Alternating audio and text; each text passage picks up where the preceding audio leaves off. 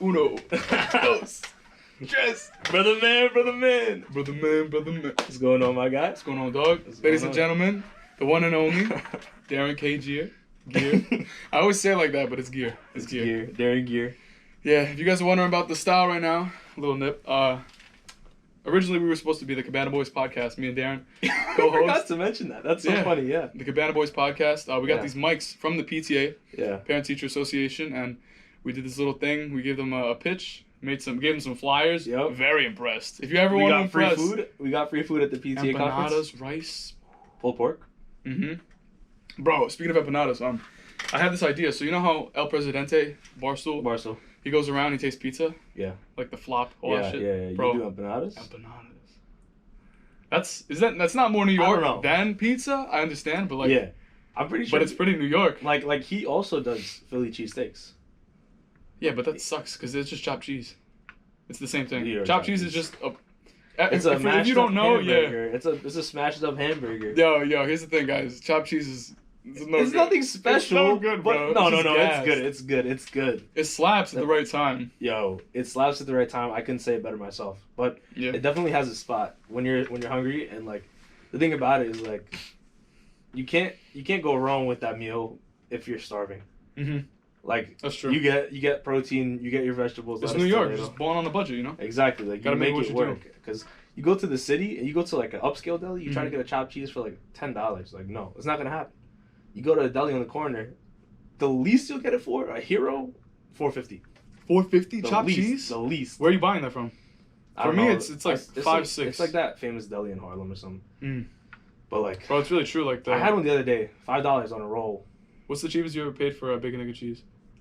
$3. But that was like, I paid like $2.50 once. Yeah. It's not even bacon, bro. That's not bacon. The worst is when I don't ask for turkey bacon and they give me turkey bacon. Because I understand, like, most of them are Muslims, so they don't want to touch stuff like that. Or they just don't consume it, or they have the second option. Exactly. But then I got turkey bacon. I was like, bro, it's just not the same. It's definitely not the same, but sometimes I feel like turkey bacon just hits different. No, it slaps if it's thick cut. And if it's done right. You got to do it right. I don't like it when it's like, my sister has it raw. Pause. No, but you know what I'm saying. You know what I'm saying? Like, bro, when they eat it, they'll take it out the package because it's cooked already. Yeah. It's like slimy. It's like a fruit roll-up, bro. Yeah. You gotta have the authentic turkey bacon. Like I'm talking like straight off the farm. Like I wouldn't say that. Like I don't consider turkey bacon right off the farm. Right off the farm? What farm are you going to where they have turkey bacon? They just be chopping turkeys. I don't think anyone can make. There's like if you have a pig, you could chop it up and cut it. And find the bacon part. The pork belly. Exactly. If you have a turkey, you don't cut it open and find the bacon part. What even is turkey bacon? It's just grinded up turkey. It's probably not even turkey, bro. Whoa, what? It's like fat and cartilage, bro. I'm telling you, Slim Jims. No, it's just like. Bro, you learn how sausage is made, you never eat sausage again. I love sausage though. No, I learned how it was made. It's mad good. I still don't give a shit. Yeah, I'd say it's so good, bro. With some onions, some peppers. Bro, you can't even go wrong. You can never go wrong with a good meal. First of all. Hell yeah. Like, New York, like it's just like routine after school. Go to the deli. Yeah, but like a lot of them they go to McDonald's, Wendy's. That's what we I know, had. but that was our luxury. That was our luxury living in a high traffic area. Yeah. A lot of other schools usually just have delis around the corner and like maybe a few different like fast food restaurants, but we had everything. We had McDonald's, we had Wendy's, Subway if you go to Atlas, pizza, Leo's. And like you can make the walk to wherever you want. You had everything. We had whatever we wanted at our fingertips. That's the one best thing about New York City. And I remember we were talking about this in Italian class with Marky, and it was like, bro, Trap brought it up. He was like, bro, if we had a deli in Italy, it would be popping, bro. A deli anywhere, bro. Because they don't have like I've been in Italy. I've been in a lot of countries. They have bodegas, but it's not a bodega. It's like they do like sweets and coffee and shit like that, like a small buffet. But I'm talking like if they have platano chips. Oh no, with the lime, bro, or the salt ones. Oh my god, like they need to stack their shelves with shit that Americans like, because everything America does, like or Americans, bro. Yeah, people just hot, bro. Bro, New York delis themselves just like produce that thing, you know, like that. So there's also a smell when you walk in, like they have a distinct smell, like the same carpet. The carpet's never straight on the floor. Like you walk in, it's like facing the wrong way. Yeah, that's how you know there's traffic coming in. Exactly, and that's like judge a man by his carpet. Having that luxury, you know, like now that I go to college in Massachusetts, like I walk out the campus. Nothing. What am I, bro? You'll get fast food if you take a little drive. Dunkin' Donuts is huge in the New England area. Like everybody loves Dunkin' for some reason. Yeah. New England area. Like some kid asked me like, "Yo, do you guys have Dunkins in New York?" I'm like, what? Is that even a question, bro? So like, we birthed Dunkin'. Like, bro, we had Dunkin' as well. Yeah. Right No. Wait, where was Dunkin' made? Had to be birthed in New York City, right? Nah, I think I don't know. Maybe that's where it probably took off. Probably in the New England area. Really? I would assume so. Where it took off? Where it was made? Where was Starbucks made? Like California? I have no idea. I just know they're a fucking franchise. Yeah. Do they have more money than Dunkin'? I think so, because they charge ridiculous amounts, and they almost have the same amount of returning customers. I'm telling you right now, it's all the people in the city who work these big firms, these firms. They're like, oh, I need a coffee, and they just go there. Or they're like, we're gonna have a little brunch-a-thon. Yeah. Here's the card, and they just rack that shit up with those. I know kids in college. I know kids in college who would go to Dunkin' Donuts just to get coffee, you know, and they have Keurigs in their Yeah, that's pretty nonsensical. I'm like, bro, I never understood buying coffee. You have it at your home. I don't drink it. You can make coffee at your home. Mm-hmm. I've never. I don't think I've ever bought a cup of coffee. That's cap. I definitely bought coffee at like Dunkin' Donuts or. Do you make it at home? But yes, I make it in my dorm. Do you make it yourself? Do you grind the beans? No, I don't grind the beans. My mom used to. That's the best, bro. They used to roast the beans to make coffee, the freshest coffee. My mom was insane. My mom was telling me the day like when we were watching a video, but no, I get like whatever the Nescafe, little scoop, put it in there with the water, mix it up. I don't have a Keurig. My parents just don't. Right? Yeah, my parents just don't like. My parents don't use Keurigs. They don't use a dishwasher. Everything is hands on. Well, you should give some context. Where were they? Like, it's upbringing, right? So my family is Guyanese, South American. Growing up there, it's just farmland and harvesting, and everybody there just like learned to work in fields and like what we call the back dam, or just basically the forest, literally the forest. It's right next to Brazil, so back dam. The back dam, Gotcha. Like a dam, dam, and then back. So it's just back dam.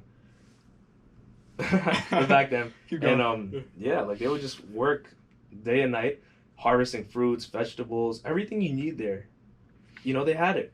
So what they would do, what my dad would do with his friends, they would all go, they would bring some ingredients and they would harvest fresh food, make a fire with wood, and just put a pot on the fire directly on it and cook on the fire with fresh ingredients from the forest. That's the life. They would cook and it's amazing. And that's how we have so many meals. Like so many different types of meals in Guyana. One thing we have is called cook-up rice. And what it is people would go and get rice, beans, and just a whole bunch of other ingredients, and they would just put it in a pot and just cook it down. And it's this beautiful rice, beans, vegetables, chicken. That's amazing. I've done something like that mixture. Before. It's like a hot pot. Have you ever had it in tinfoil? No. Like, bro, it's the best. They call it, I forget what the word is. I think it's like a hobo dinner or something like that. Just throwing like ground beef, chicken, all the ingredients, especially the natural ingredients like pepper, onions, garlic, God bless. Exactly. All together, bro. A little bit of seasoning, mash it up. Like you get fresh peppers from the forest with some onions. You just put it in the pot. You just mix it up, put a little water, and you boil it down. You simmer it down. So it's kind of like a wet rice, kind of like a risotto. If you want to say it in Italian for the viewers. Risotto. There you go. Oh, if you want to say it like American Italian, you forget the last syllable. Risotto. Risotto. Exactly. The gabagoo. The gabagoo. And, you know, so the cook up it's just a thing. Like they also have it in Trinidad. A lot of West Indian communities, they have it. So my parents they just never had those types of materials such as a dishwasher, coffee machine. And the fundamentals stick. Everything is hands on. Yeah. So we don't have a dishwasher in my house. That's one thing. Everything you have to wash the dishes yourself. You got two right It's here. everything is hands on. Use a sponge, soap, and water. You just wash it. You do that. Coffee, you make it. Tea. We don't make tea like you boil some water and we don't do tea like that. It's not like you put it in a cup. We do that sometimes if you want 1 cup. But every morning you'll find a pot of tea on the stove. Every morning I'll wake up. There's always going to be a pot there. All you have to do is turn on the heat and boil it. And whenever it's hot, you pour it out. It's not like a kettle or anything. It's like an actual saucepan, like a sauce pot. Really? It's like a whole pot, right? You just put water in there. You put like 6 tea bags. Fill it up halfway. You put 6 tea bags in there. Cut up some ginger. Put ginger in the water, and let it boil. Any vanilla? No. Once you pour it in your cup, you can do whatever you want with it. Honey. Put a little bit of honey in there. Yes, sir. Honey, ginger.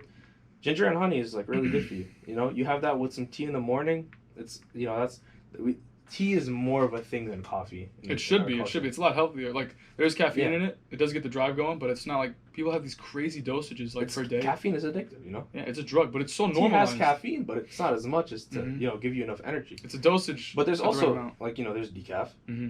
Excuse me. There's decaf caffeine. There's decaf tea as well. So how low is that? That's probably like almost nothing, right? Yeah, I drink decaf green tea in the nighttime before I go to bed, and I sleep perfectly fine. Like I'd want to do like a placebo effect, like challenge a bunch of white girls and their morning Dunkin' every day, just give them like brown water, just like flavor it as coffee and just give it to them. They'll be like, oh my god, it's so good. This one is so good, Sharon. Like they have because every time they go they try something different. Yeah. Like 3 pumps, caramel macchiato. Exactly. Extra syrup. I'm gonna switch it up. Switch it up, Darren. What do you want? I don't know. And they just they like have their I don't know if it's just the brand that they just like. I know girls that just go there and get like just like a regular black coffee, and I'm like, you could just make that at home. Like why? Such a waste. I'm like, why though? And then Dunkin' is like, okay, we're just gonna sell coffee beans that say it's Dunkin' on it, and people still go to Dunkin'. It's all about brand. Like, bro, look at Supreme. You make a 5-cent box tea. Yeah. Like a tea logo. What's retail? 60? 60? Resell? 600? Like some stupid shit like that? Yeah, bro. Ridiculous, bro. It's all about branding and making a name. Definitely. And that's like one thing you learn in economics. Like now I'm taking economics classes. Like you learn that it's all about supply and demand. And it's like once you build that structure for a hype around something, it's over. Like, you won essentially. You got that to be in the name. Like like Supreme, for example, Billionaire Boys Club. All the brands that you see at Chanel, like, Gucci, Versace. All those big brands, those are a little more like, extra. But I'm talking about the brands that like just came out of nowhere. Kith. Well, not Kith was around, but like, you see it don't more. Don't they usually break off from like one of those brands? Or isn't it like someone who was like working I just don't know, but I'm not I feel like Fred would. on it. But I just know that these like brands just like generate so much revenue just because of a hype around it. Bro, Nike. It's insane. It just starts. Look at the Jordan brand, bro. The Jordan brand it's cemented, bro. It's in history. Like it's gonna continue that way because like every year when they drop a retro that's like almost nothing different than the last one. Yeah. Maybe like the tongue is different. It's just colorways. Yeah. But you can appreciate it though. Colorways. Like yeah. Like colorways are just, bro. They've released over like 30 pairs of ones. Just different colorways. Yeah, the one my favorite. Made enough money on it. What's your top 3? For me, I got the 1, the ones right there. The 11. I'll scoop those in a sec. For me, it's the 1s, the 11s, 12s. Nah. I would have to say... I like 4s. I'd have to say 11s. Number 1? That's a good choice. Which one? Concord. Or Cool Gray. A lot of people like Bread. Concord's up there too. Cool Gray is calm. Cool Gray is... J.R. Smith and the Cool Grays, bro. Yeah. Almost free throw line, bro. Yeah. 2 hands hanging on the rim. Crazy. That was probably the best dunk I've ever seen. I love that dunk. Cool Gray 11s definitely on my are up there. 3s, cement 3s, classic, so beautiful. Didn't he get his coach to wear them, Phil Jackson? I have no idea. That was probably that was the 4s. Cement 3s are beautiful, and my last, I want to say 1s. Which one? Probably the Bread ones. Ladies and gents. Yeah, these aren't anything special, but it's just the one. No, these are beautiful. I like these. Yeah, they're calm. They're basic ones. Like, it could go with anything. That's the beauty about ones. Ones will always be a good go-to sneaker, and like it's like casual. It's business cash. Yeah, it's relaxed. But like like everything starts to get trendy now. You know what I'm saying? Like you wear a ones with giant cargo pants and a big T-shirt, and some rings with some like chains around your neck. You gotta have like funky shades though. You're like part of that community of like, oh yeah. We got a couple boys who are like that. Yeah. You know what I'm talking about? Yeah, definitely we have. Yeah, but like Jacob, Pat, Justin. Yeah, but they rock it. I'm saying they rock it, but like other people will do a little more like extreme stuff with that. Like I like that. I don't mind that. No, I like the graphic tees and the cargos and stuff like that. Now what are like Harry Styles type changing up the look? I don't mind. Bro, here's the thing. No one was talking about it for some reason. They don't, like... Bro. He comes out with this dress, and I was like, Young Thug did it 5 years ago in Jeffrey. Yeah. By the way, I know every song, every ad-lib, every beat of that album. Yeah. Young Thug does not miss. Okay. He's the shit. And when he's cemented in the Hall of Fame of rap, I want my credit. But anyways, bro, he's a game changer. He's a game changer, bro. Yeah. He did it, and then he had like like the umbrella that you put in your cup? He had that as his hat. I don't know what that's called. But like his dress, he was in a dress and he rocked it. Like it looked good. And I fuck with that because like he's like I'm gonna do my thing regardless, and your comments could go kiss it. Yeah, I know. And like, here's one thing a lot of people are like, they have that argument like, oh, Harry Styles doing it and he's getting so much credit. Why don't you like Andre 3000 was doing it like what's his name Young Thug was doing it way before Dennis Rodman. They were doing it way before him. Yeah. Why is he getting all the credit? And like so many people who are progressive and have the mindset that this is good, like this should be good. Some of them are just upset that Harry Styles, like even though he did it, they love that he did it, but the people in the past weren't getting the credit. But here's the problem with that. Here's the thing.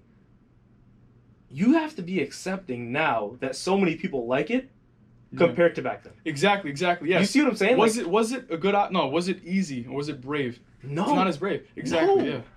Mm-hmm. Like I hate that like people are posing that argument. Like okay, I understand what you're trying to say, but the fact that more people are accepting of it now should show you the progress that so many men wearing dresses, changing that stereotype. Led to that. To so many people saying, yes, Harry Styles did it. Okay, that's good. He should get credit. I'm not. Don't. It takes balls. It takes. Yeah, straight up. Like I'm not gonna say like he doesn't like other people did it before. Yes, they deserve credit as well, but they were trailblazers that led to so many people being proud of that moment. See, this is like an issue, and I know exactly what you're talking about, and you hit it on the nose. Because like nowadays, there's like people have this idea that they're not sheep. Yeah. When they have this idea that, like, complies with the status quo. Exactly. It's always right now. It's safe to say almost anything against like, you know exactly what I'm talking about, though, right? Yeah. Like having an opinion that just aligns with the status quo is just the easiest thing ever, and everyone thinks they're so brave. Yes. And I'm not talking about bravery about like stupid shit. I'm talking about like when they agree with something so generic. Yeah. And they act like they're the only one who came up with this new idea, and I think it's bullshit. It is. One of the things that like when it comes to bravery is like. Not only coming out, because I understand it's like it's something you gotta respect, huge deal. Bro. Especially when like your family's against it. Oh. Or when they like what I'm talking about, like, especially like religion. Oh. Not only is it a culture, like, and the social difference, and like your parents are gonna look at you a different way. Hopefully they wouldn't. But then there's also a religious thing where it's like you're not gonna get in, like you won't get into heaven or something like that. That's really scary, bro. Yeah. Like, Yeah, I mean, I wouldn't be able to imagine that. And, like, obviously there are a lot of people who are giving Harry Styles backlash. Like, I'm pretty sure a lot of religious people who listen to Harry Styles music and then saw that are like, all right, not listening to him. There are people understand why. There are people like that. I know. And, like, that obviously sucks, but at the same time, like, you have to take the time to understand that there are always going to be people like that. There are always going to be people on the opposite side of the fence, no matter what your viewpoint is. Exactly, and they're just going to be upset. Exactly, and looking at the Harry Styles example, it just shows, like, he wore a dress. He's getting a lot of credit for it, more credit than other people did. But you have to understand that back then, you're not going to get that much credit for it. And for us to make him a staple right now and give him that credit, it just shows that the world as a whole, or the people who support him as a whole, that we are all more accepting of it. And that's how it should be. We shouldn't be complaining. Like, the other people deserve credit. Like, yeah, they do. But here's the thing. It's better now. All right, so like the monumental steps of like building up, not getting credit basically for doing something that you understand is not going to receive a lot of like recognition, shit like that, but you're doing it for the future generations, or you understand that like, honestly, if it serves a self-purpose, and it sounds selfish, but if you're serving yourself, there's also like a religious difference between this, and like I see where it conflicts, because religion says serve first, and then it will come onto you, right? Yeah. But then there's also another issue socially where it's like you have to take care of yourself before you can help, Yeah. But I think both apply just like equally, because like sometimes if you feel like shit, helping someone out might help lift your spirits. But at the same time, like I should enunciate, but at the same time, if you're not right, you shouldn't give advice, or if you're not in a place to help other people, and you're not stable, like there's certain issues that you gotta compensate for. You should take care of that first. Yeah. Before you help others, No, I definitely agree. But yeah, it's like I enjoy the idea of like religion. I enjoy the idea of using it to further, further yourself to be better, and using that like aspect of that. It's kind of like a philosophy of some sort to like help move you forward. But there are certain things that do irk me as to how some people live their life by religion. You know, it shouldn't be as strict as it seems, and I understand that some of the topics are like, you know, valuable, but some of them are just extreme. A lot of them are, yeah, you're right. Some are extreme, but in what sense? Can you elaborate? I mean, in terms of my religion, I'm Hindu. You know, it says to not eat beef or pork because we view the cow as a sacred animal. But I can't see eye to eye with that. I don't understand how.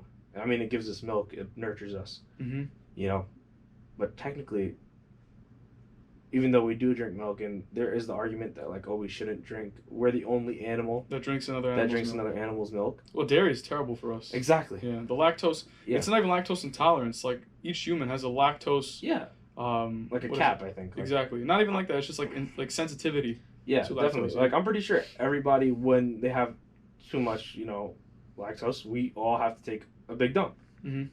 I could say that. I wouldn't say I'm lactose intolerant. But I feel like all of us just have a different limit. You get a big dump? I get like puree. Well, yeah. It's like just sludges out. Yeah, but I love cheese. I'm never gonna stop eating cheese. Yeah, of course. No, you catch me at night with a block, and I'm just sitting. Bro, that was crazy. I saw you eating. One night. It was one night we came back from something. I was sleeping over. And we were upstairs, and you just started eating cheese. Yeah, bro. Like, you know how good that is, bro? I can name like an array of different cheeses. No, of course you can, but like. I just can't eat straight cheese like that. If there's grapes, I mean, it's a great compliment. Oh my god, don't even get me started, bro. The savory and the sweet. Oh my god. Salty. Bro. Yeah.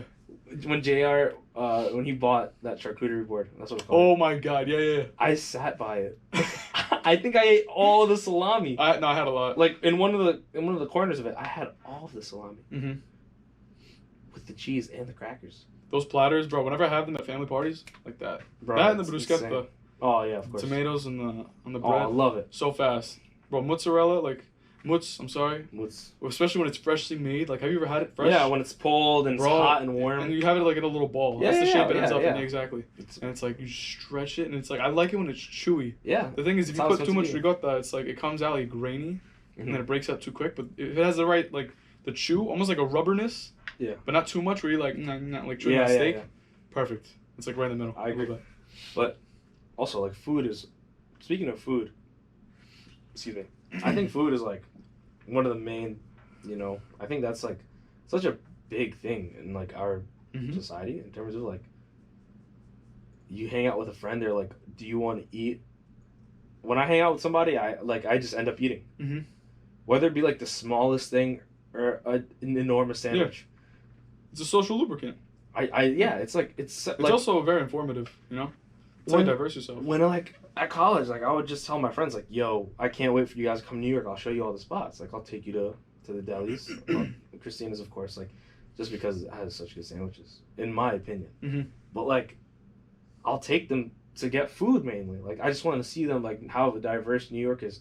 How you could go from Indian food to like Italian to Thai to sushi. Then back around the world to like Mediterranean food. Like, dude, I don't know how someone could live in New York City and be picky. That's like the dumbest. God, bro. You have options. You have in every foot of the world, bro. You're dipping, bro. You're getting your feet wet. You're getting your hands dirty, bro. Because like you're going like, let's say you want to have Thai food, which I love. Pad See Ew is my go-to. Okay. All right, with the chicken. Drunk man noodle. Okay. I love the spice. Okay, love the spice. What's your appetizer? Fried tofu. Nah. Spring roll. Spring rolls usually the chicken. There's some Nagamaki. I honestly I never really get appetizers. There are these like they're good though. Spicy wings that I've had before. I know what you're talking about. They're like it's with like the real chili though, cut up and it's just like garnished on. Yeah. And it's like it's in its natural form. Bro, I feel like that's just beauty. Imagine seeing that and then not being appetized. Like, yeah. Not savoring. Oh no, like never. Salivating. Never. Oh my god. Like some kids just eat chicken nuggets and French fries, and I'm related to half of them. Bro, at college, I'll tell you right now, there are so many picky kids. Yeah. So my college, they implemented late night. When you were there, you had some. So from 8 p.m. to 10 p.m. No, am I wrong? I can't remember. I think it's 9 p.m. to 11 p.m. 12. 9 to 11. It's 9 p.m. to 11 p.m. at one of the dining halls. And what it is, it's hot dogs, cheeseburgers, nice, fried chicken sandwiches, okay, and grilled cheese sandwiches. for all the picky eaters, and you know who's there. That's the most time. Yeah. And the only thing about it is like the only drink they have is water, and I'm pretty sure nobody that's picky wouldn't mind water. No, I know kids that don't like water. I know. You've never met a non-water liker? I met a kid who does not drink water. Bro, when you tell yourself I don't like water. I've only seen bro God, I did a college now program in 11th grade, like the right before I went into senior year at Queens College, and there was a kid. He's a great kid, but he just never drank water. He's missing a screw. It was either always juice, or if he had water, it would be mixed with like one of those. Bro, those little squeeze packets. That's so disgusting to me. I hate that little syrup thing. Water is the most amazing beverage, bro. There's nothing better than drinking a glass of water and being like, "Damn, I love water." It's either when you come back from the park and you were out of water or the fountain, so whatever it was, like when you come back thirsty as hell, or in the middle of the night. Bro, Slaps, oh my god, bro. There's nothing. Just go to the sink. Yeah. Or you do it with the hands. Oh, of course. Bro, drinking with my hands, because what I do is I go like this, and it makes like a little fountain. Well, down, and all I do is just put my mouth right there. Yeah. And I just drink. Bro, it's like heaven. All right. Coming to me. How do you feel about this? The hands that serve are holier than the lips that pray. Yeah, of course. Because actions speak louder than words, right? Pretty much the same thing. Yeah. Yeah, basically. You want to tell them about another proverb we learned? Unless you want to elaborate on that one first. On the hands that serve are holier than the lips that pray. Yeah. No, when I was in church, when I was in like little church group, because you have to be. Your parents always got to put you in. I was in one. Yeah. Summer camps, VBS. Yeah. It was for temple, like because I'm Hindu. It's called Mandir. We had like the groups, the summer camps, and like after like it's basically Sunday school after like in our religion. We just had it after service, and we would just all the kids would just get in a circle and we would just learn about something. It would last for like maybe an hour or two. Those were always fun. I like those. They were super fun, but like thinking back in it, I was always just like, "Yo, mom, I gotta go. I gotta do homework," and that was like such a bad excuse because I should have like used all that knowledge that because there are so many good things from religion that I agree with, but there's also so many things that I just don't understand. Such as restrictions to eating. Some of them are beneficial to you, but I feel like some of them aren't. And to be blunt, once I heard that, it just stuck with me. The hands that serve are holier than the lips that pray, and that was the motto for our group, and it was kind of ironic. I was gonna say, but we did a lot of service, but at the same time, the image that we used for our group was hands praying, and I just found that ironic because the hands that serve are holier than the lips, but the hands are still praying. Maybe like a hand, like exchanging bread. Yeah, exactly. Or shaking hands. Yeah. But we did a lot of services, which was nice. I enjoyed them. I enjoyed every bit of it. We met a lot of good people. I met some friends that I've kept for my entire life that I still know. I've been to Mexico with the group? Not with the entire group, but with a few people that I met in the group. But we're invited to a wedding. We were all invited to a wedding in Mexico. And honestly, I see they're invited to all my family parties and vice versa.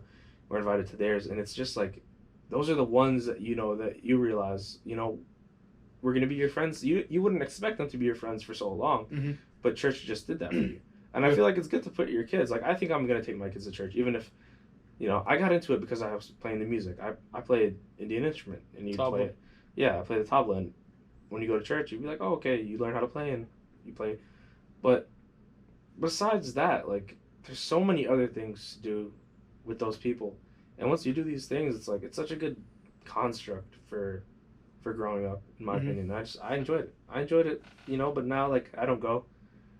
I feel like if I did go, I could help. Like I feel like there's less younger kids going. And I feel like them having that experience I had, even though sometimes I hated it, it's still, it makes you the person you are. Yeah. And that's the thing, that's my opinion on that, but like the hands that serve are holier than the lips that pray. Like that's why I always try to give back. Well, I always try to do other things for other people, even if it's not my part. Even if it's not my part to help or get involved into something, if I can offer my help or exchange, like not even an exchange, just give you something, it makes me happier that I'm able to help. But it also, like I know that I left there, doing something right. And with an imprint. Yeah. I'm better, like it makes me a better person. Yeah. I'm not trying to be a nice person. I just want to be a good person. Yeah. There's definitely a difference between, I understand what you're saying between nice and good and stuff like that. And like a lot of times people either they don't want help because of its ego. Yeah. I understand that because sometimes I just like I want to do it myself and I want to earn experience. Yeah, definitely. There's also a difference between learning the ropes and then someone, right? Like you teach a man how to fish, he eats for a lifetime. You feed him, he eats for one night. You know. Exactly. So you got to equip them, and also it's their choice whether they want to take it or not. Because there's also this big issue, like this complex now in society, where it's like they have like this savior type mentality where it's like, let me help you. Yeah. I have all the right answers. Yeah. Let me do this. Let me philanthropy. Exactly, but it's like social philanthropy almost, like where they have to give us this knowledge that they're so sure about. Yeah. And I came to the same crossroad in religion, and I used to go to this summer camp called Tuscarora. Amazing, same thing. I made a lot of friends. It was overnight. It was for a week straight in the summer, sleepaway camp in Pennsylvania, and we do stuff like that. And then you'd have wrap ups and talk about like your faith or something like that, and you'd really get down to it. And like it definitely helps you understand yourself more and your actions. And the thing about religion is that you're conscious of you're more aware of your actions, your words, and even your thoughts. You know, and there's really this you're monitoring yourself, and I think it's very healthy to be on top of yourself, not in an unhealthy way where it's you're very hard. But also just being conscious of your thoughts. There's people who have that as their religion almost. You know, like Bob Marley says, love is my religion. And he's all about peace, but he wasn't. I guess I don't know if he was religious or not, but he was Rastafarian. Yeah. So do you know Ice Wim Hof? He's like this guy who looks like us right now, just shirtless with beards, and they just go in like these pools in Iceland or like freezing water. Oh yes, I do know the ice guy. Yeah, exactly. And he just chills and he does like the his leg, the pretzel thing, and he sits there and just meditation. calm. Yeah, exactly. I've seen. He's like, so virtuous, but it's like he's not religious. They call him the Iceman, right? Yeah. So he does he goes into the freezing water and just chills. Yeah, but and he runs like naked in snow. What is that the guy who did the triathlon in snow? There's a guy who did a triathlon in freezing temperatures. Goddamn. Or something. I probably David Goggins. I forget. You're not out here. David Goggins. No, I forget. But get after it. It was it was definitely cool. But what was the other thing that you were? Oh yeah, so like going to this camp, there was like this assuredness, and like I understand the pastors and stuff like that. Especially when you're older, you have to respect someone that has seniority because they've been down the road. They understand what you're going through, but at the same time, I feel like when someone tells you to accept something at face value without challenging it, there's also you're drawing a line between ignorance and trust. You know, so it's like, do I trust what you say, and do I let it guide me? Or do I just take everything I hear and follow blindly, you know? Yeah. And it's like, or can I challenge it? So for me, I'm the type of person where I'm just going to challenge everything I hear, you know? Well, yeah. And I guess, obviously it sounds cynical, but I feel like it creates difference and diversity in my own life. Because I'm not willing to accept these stereotypes or shit like that. Because as obvious as racism is, there's also aspects that inflict both sides, you know? So I'm not also willing to say certain things that are like, or just accept these views that are held publicly. You got to challenge. Yeah, and that's the thing. That's why as I said earlier, there are always going to be two sides of the fence, no matter what you say. And that's something I learned. That's something I didn't learn until high school, 10th or 11th grade. I'm in 9th grade. I was just too scared to voice, not an opinion, but an opposing view.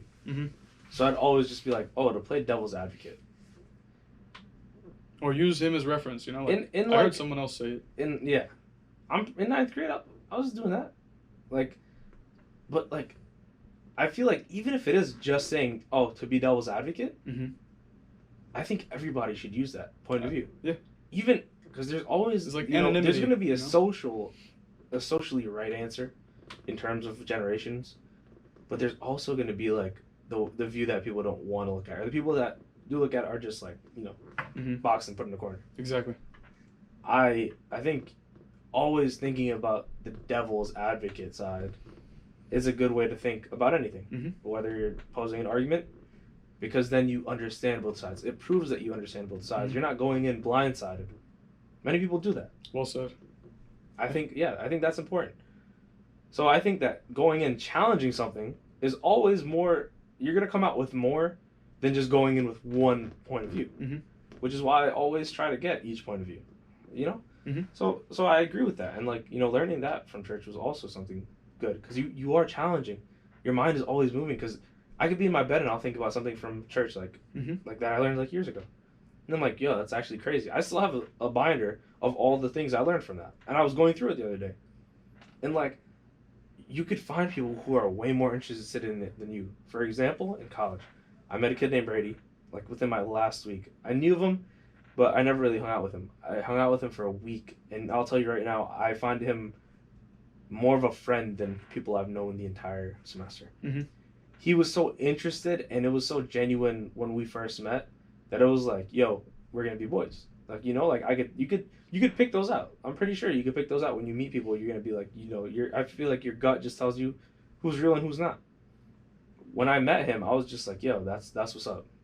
Like I messed with it heavy. Like he was telling me like about how much he's interested in my religion. You know, like he follows my religion a little more than I do. And what's his faith again? He's Christian. Like he's Christian. Like, you know, and his like he snapped me. Like he was showing me all his like Hindu stuff that he has, and like in his room, like he has a table of just Hindu stuff. And his family thinks he's like a devil worshiper or something. Really? Yeah. I understand that blind side because a lot of times, like, if you celebrate or if you even recognize something of another creed, then it's backstabbing your own religion. Exactly. I disagree with that. That's why religion has been the cause of many wars over the years. Yeah, church and state often together wars when they're apart. You know, if it wasn't for land, it was probably religion. Mm-hmm. And I'm not knocking on religion, but I love that we're talking about it because it's something that we talk about often. Yeah. And neither of us are like religion majors, and we did a whole bunch of historical study on majors, but we know enough to talk about it. I feel like we're just really young, and our moral compass is still immature. Not immature, but it's growing to a mature phase where we're like I still question every decision I make, and I think about it, and like I feel like it's almost a dilemma because sometimes I really like beat myself up on certain decisions I make, whether it has to do with discipline, because I also believe that like each decision you make is gonna compile or it's gonna add. You know, it's gonna add onto something, whether it's your character, your future self, where you're going to put yourself, but also at the same time, just having in the back of your mind, like just something that always nagging against you. And I feel like part of me plays devil advocate against myself all the time. And I think that's seeing both sides of the conversation, because for some reason, I'm always judging myself as the person on the opposite side of the fence. Not to say that I'm in the middle either, because everyone that says they're neutral in every situation is just lying. You know, we all have biases. We all have we all have discriminatory, like, maybe even just language in our head or just like thoughts, but it depends on whether you act on it or not, you know? And it's like trying to find that compass and just realizing time and place really does matter. And I, of all people, have learned once and twice and 3 times. And you know what I'm talking about? Because like being in the principal's office and just learning about like when not to make certain jokes or when not to do certain things. It's like finding that area where it works, but also being yourself. Because a lot of times you're supposed to act correct. And this idea of correctness it's really destroying personalities, because like people are not genuine. Like right now I'm trying to be as genuine as I can in front of a camera, and it's hard because you're thinking about every single response to what you're saying. Like, so what if she counters with this, or what if he says that to me next time I see them? Are they gonna feel offended? I don't want to offend anyone, but I also want to speak my part. And then you bring up stuff like microaggressions in college, where it's like if you say a word like that, you don't even have to know that it bothered them. It bothered them, and don't say it again. Like, dude, I'm sorry. Like, if I offend someone, talk to me about why you're offended, okay? And I'll explain. I want to see eye to eye. I want to see eye to eye. Bro, the thing is that people don't converse. People come at each other, like, at their throats, and I'm like, dude, I just want to talk, honestly. I've known people who think everything is a competition. Mm-hmm. I meet people, and they're like, you know, I'm going to seek to just be better. Because they want to win. They want to, like, I've never understood, I don't know about inferiority, but this is more with, like, I've seen this more with like girls in high school than guys. Absolutely. But when I would go in a high school classroom, and let's say I'm friends with a girl, and like I'm talking, like we're just talking, like, you know, we're just making conversation. She'll be like, "Oh, I don't like that girl." Mm-hmm. Why? Why don't you like her? I just don't. Okay. Why? Yeah.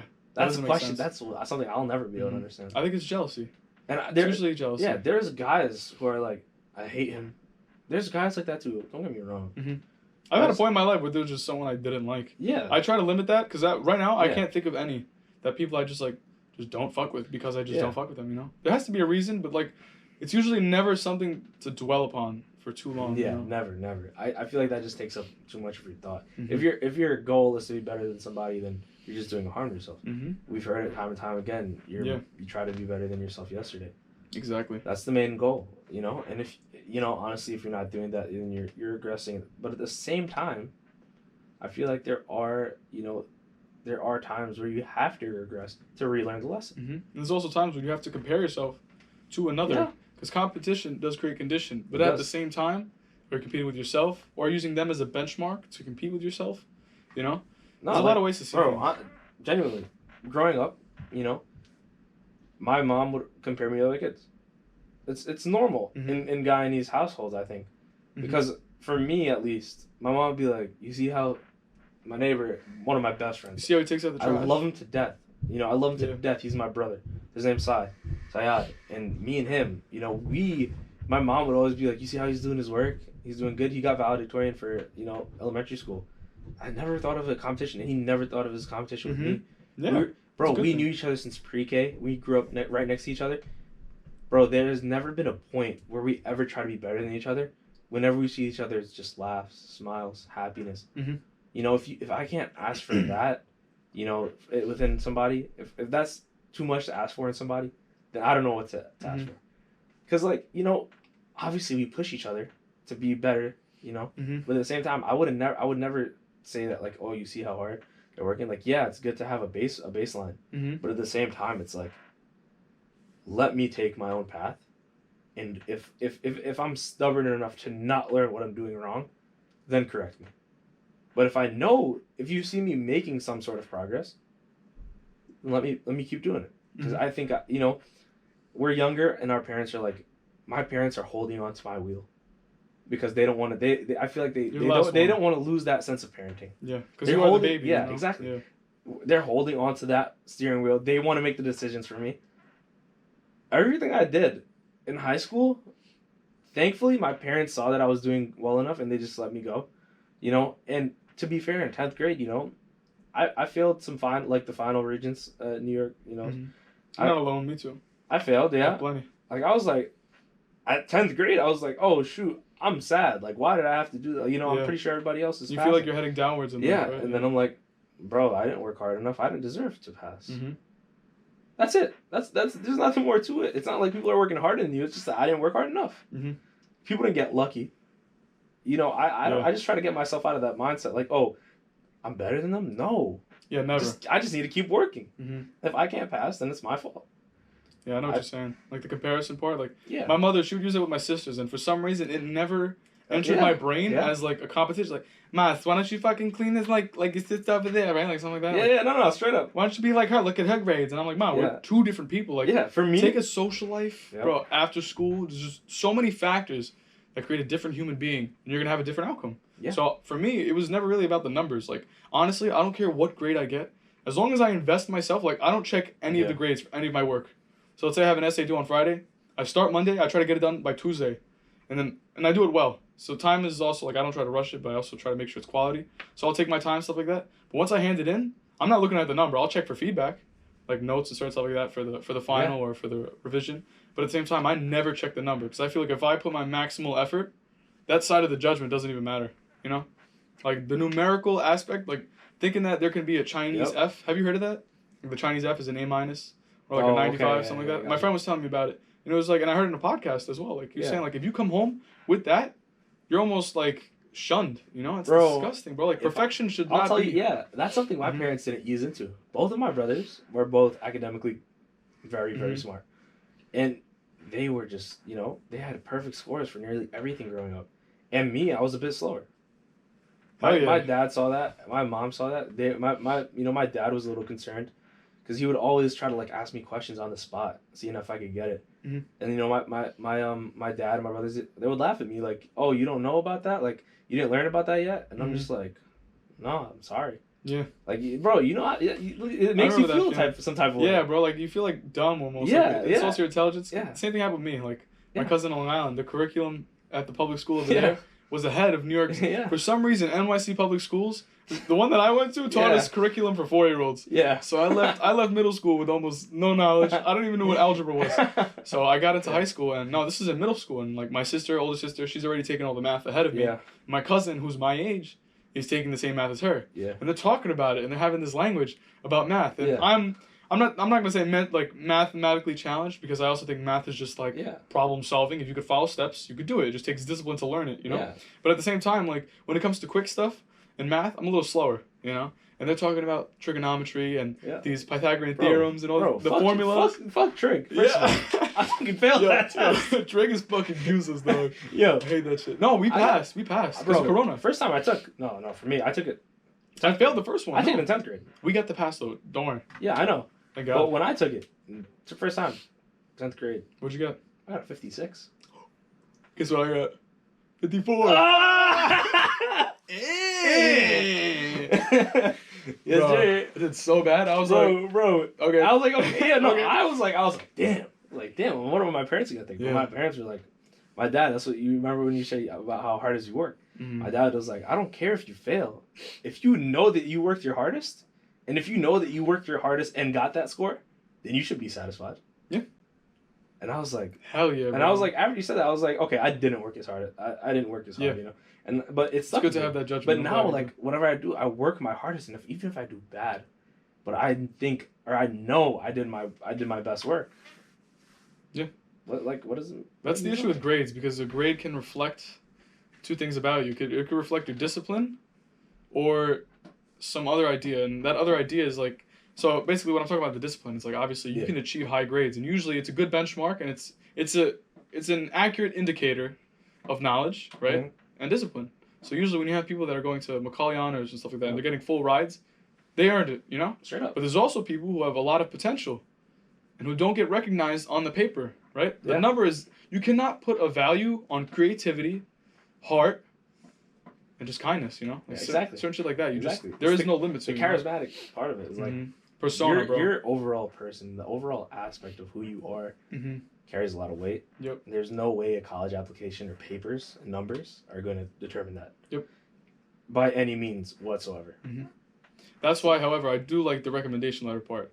Yeah. Because that is on the basis of your personality. The essay. And it's a reference for the someone you essay respect. and that. I agree. I like the essay and I like the recommendation letters because, you know, those are two things, you know. One is about yourself that, you know, people wouldn't see. But you could talk about it because it's just random people reading your essays and stuff. How do you think they grade it? Do you think they just? It's not a grade. It's just like you how do you think? Have they interested? They write your name down. I don't know how it goes. But... Yeah, but do they even check past the intro? I heard it's like there's like a rule like make the intro like the shit, so that way you're gonna catch their eyes. Otherwise, they look and they just throw it. We're both in college, right? For me, genuinely, I really don't. I don't think that it's that like crazy, like in terms of like college application process. I think it's just. I think it's a lot of fluff. Like, it's a little too extra. You got to take a test. You got to show all your scores. You got to... I mean, yeah, like... But, like, nobody takes the time to look at you. Yeah. Like, it's the not like SAT part. It's not like somebody comes and interviews you directly. Which is why, like, when I did the scholarship thing, like, for Posse, it was just... They got to see me. They got to see me as a leader, you know? Within small groups. They got to see who I was. You're not going to see that on a report card. You're not going to see that on a transcript, right? Yeah. Like, I told them that, like... When I was having an interview, I told them like, "Oh yeah, I failed," and it was I didn't submit those scores, but I was like, "Yeah, I failed, but look at me, look at the progress." Yeah, I don't think ever denying or running away from your weaknesses or just like, I feel like if someone here's the thing, I'm willing to talk about certain things that I fucked up and weaknesses and stuff like that and insecurities. I'm not gonna walk out and just like, "Hi, nice to meet you. This is my biggest insecurity," and just like walk away. But at the same time, like. If I feel like I should bring it up or it should be talked about, I'm not going to hide it. If someone asks about a certain thing that's private, I also feel like as open as people should be, you should have privacy in your life. You know, certain things should remain private. However, if someone asks about it and I don't mind sharing it, then there's no reason because most people could just learn from shit like that, especially a loss where it's like an F, failure. The word failure puts such a burden on kids' minds. Like, fuck, bro, honestly, bro. I'm a failure. Some people think that they are a failure. Yeah. You know? Yeah. People think that if you don't do good in school, well, it's not that people, it's like the society around them. If you're not... It's the pressure. It's like, I think it's the old, like, you know, a lot of grown-ups see like, oh, you're not in college and you're 18? What are you doing with your life? You're not in the military? Are you not working? Like...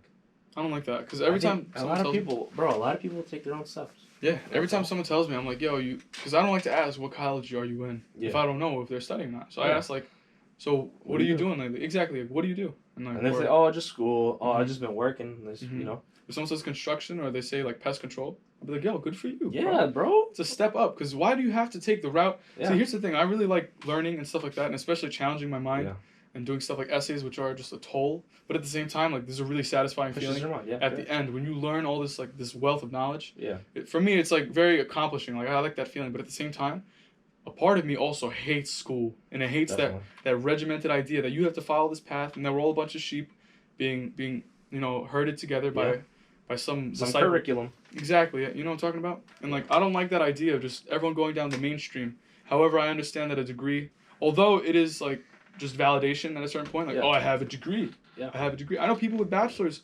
I know people with masters. I know people that went to Columbia.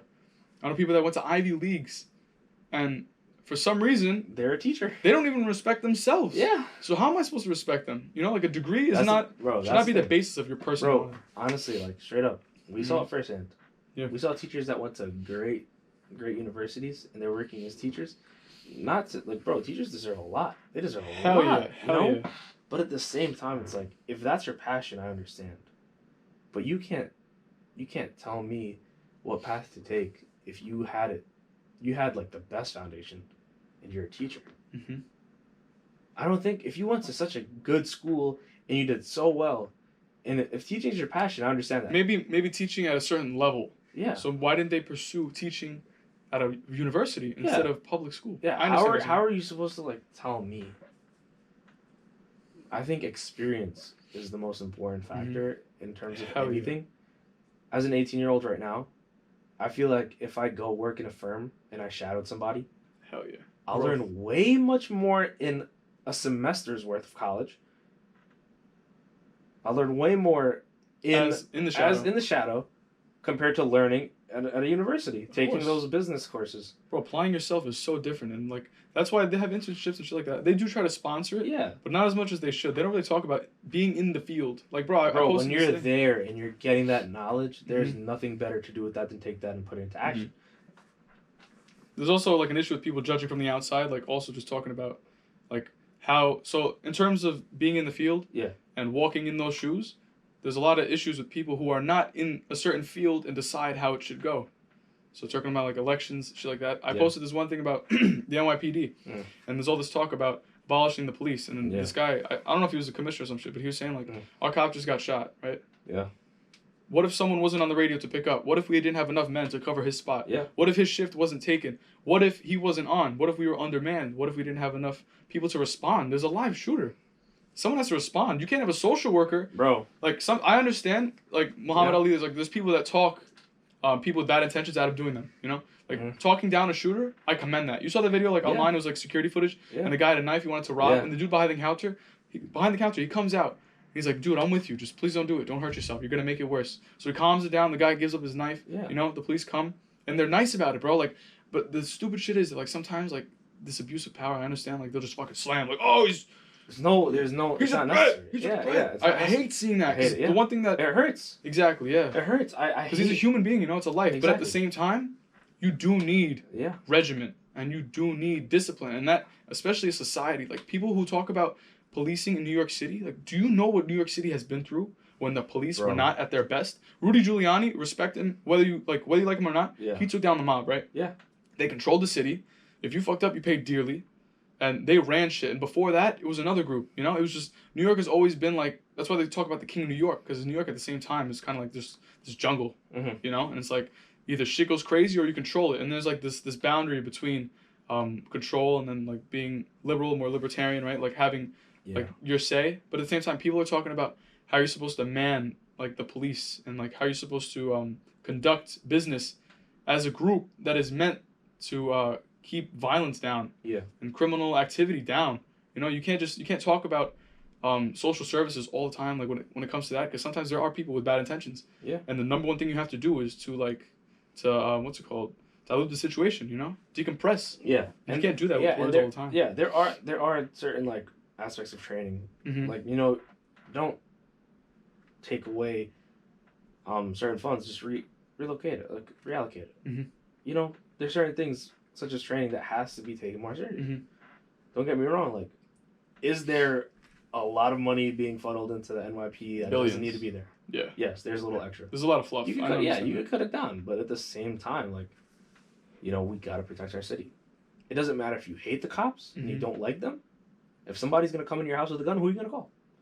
Ghostbusters? Yeah. Hell no! You're not gonna call the cops! Yeah, you're gonna call the cops. And the same people saying, yo, fuck the police, guess what? When their mother feels like someone's breaking in, or she's uncomfortable, or if you have a little sister and she's in a predicament where she feels like she's threatened, and she calls you, and you can't get there immediately, who's her first option? Gotta call the cops. The police, bro. Because I don't think people understand that, like, not every person that's a cop has this mentality where they just want power. No, like, there's a lot of good people who just want to help. You know? I mean, there's always gonna be good and bad people. Mm-hmm. And don't get me wrong, like right now we're in a phase where cops are abusing power. It's just that it's being caught on tape more. I'm pretty sure in the past it was worse. Hell yeah, I know stories. I've heard stories. Worse, way worse. Crazy shit, yeah. Like right now, like we're just seeing it now, mm-hmm. which is good that we're seeing it, and it just shows that there needs to be better trained cops. That's all. Yeah, but the same thing, they're also coming after good guys too. They are. And they're coming after black cops, and they're like, "You fucking traitor, you disgusting." And they're spitting on them.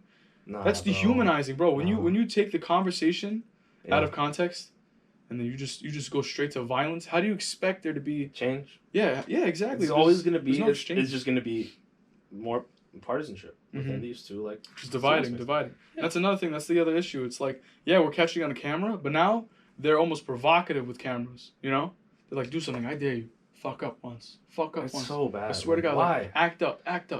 You know, and they're but it's good that now people such as citizens are taking out their cameras as well. And they have a right to. I don't like when a cop says, "Put that away." Like, no, you can't tell me to do that. Yeah, I've had cops say that. Like, "Yo, come here." Like, no, I don't have to listen to you. Like, no, like, or I'm just sitting there and he's like, "Yo, put that shit down."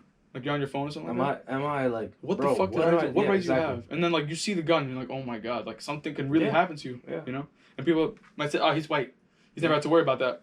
Thankfully, and I sadly it might be true, but at the same time, I've been in positions where I felt threatened, regardless of the person. And I've also been in positions where a cop is very generous, you know, and he's just a nice person. He's like, "Bro, just like, cause like, let's say I was speeding and a cop pulls me over. They're just like for your safety sometimes. You know? And he's like, this one cop pulled me over and he was like, "Dude, I just passed 4 cars today. I've been to 4 different locations of kids or like young adults that have died, car crashes." He says, "We're pulling the bodies out. We got the jaws of life ripping off doors because their body is mangled, and the car is like reformed, you know." And he's telling me, he's like, "Dude, just please take it easy."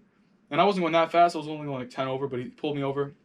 It was raining at the time, and what's it called? Like he pulled me over. He's like, "Just take care of yourself and make smarter decisions, all right? Don't be a fucking idiot." And I was like, "Yes, sir." And he just walked away without saying anything else. And I was like, dude, he was so strict and so like compassionate at the same time, so patient. I was like, thank you. You know, he handled that so well.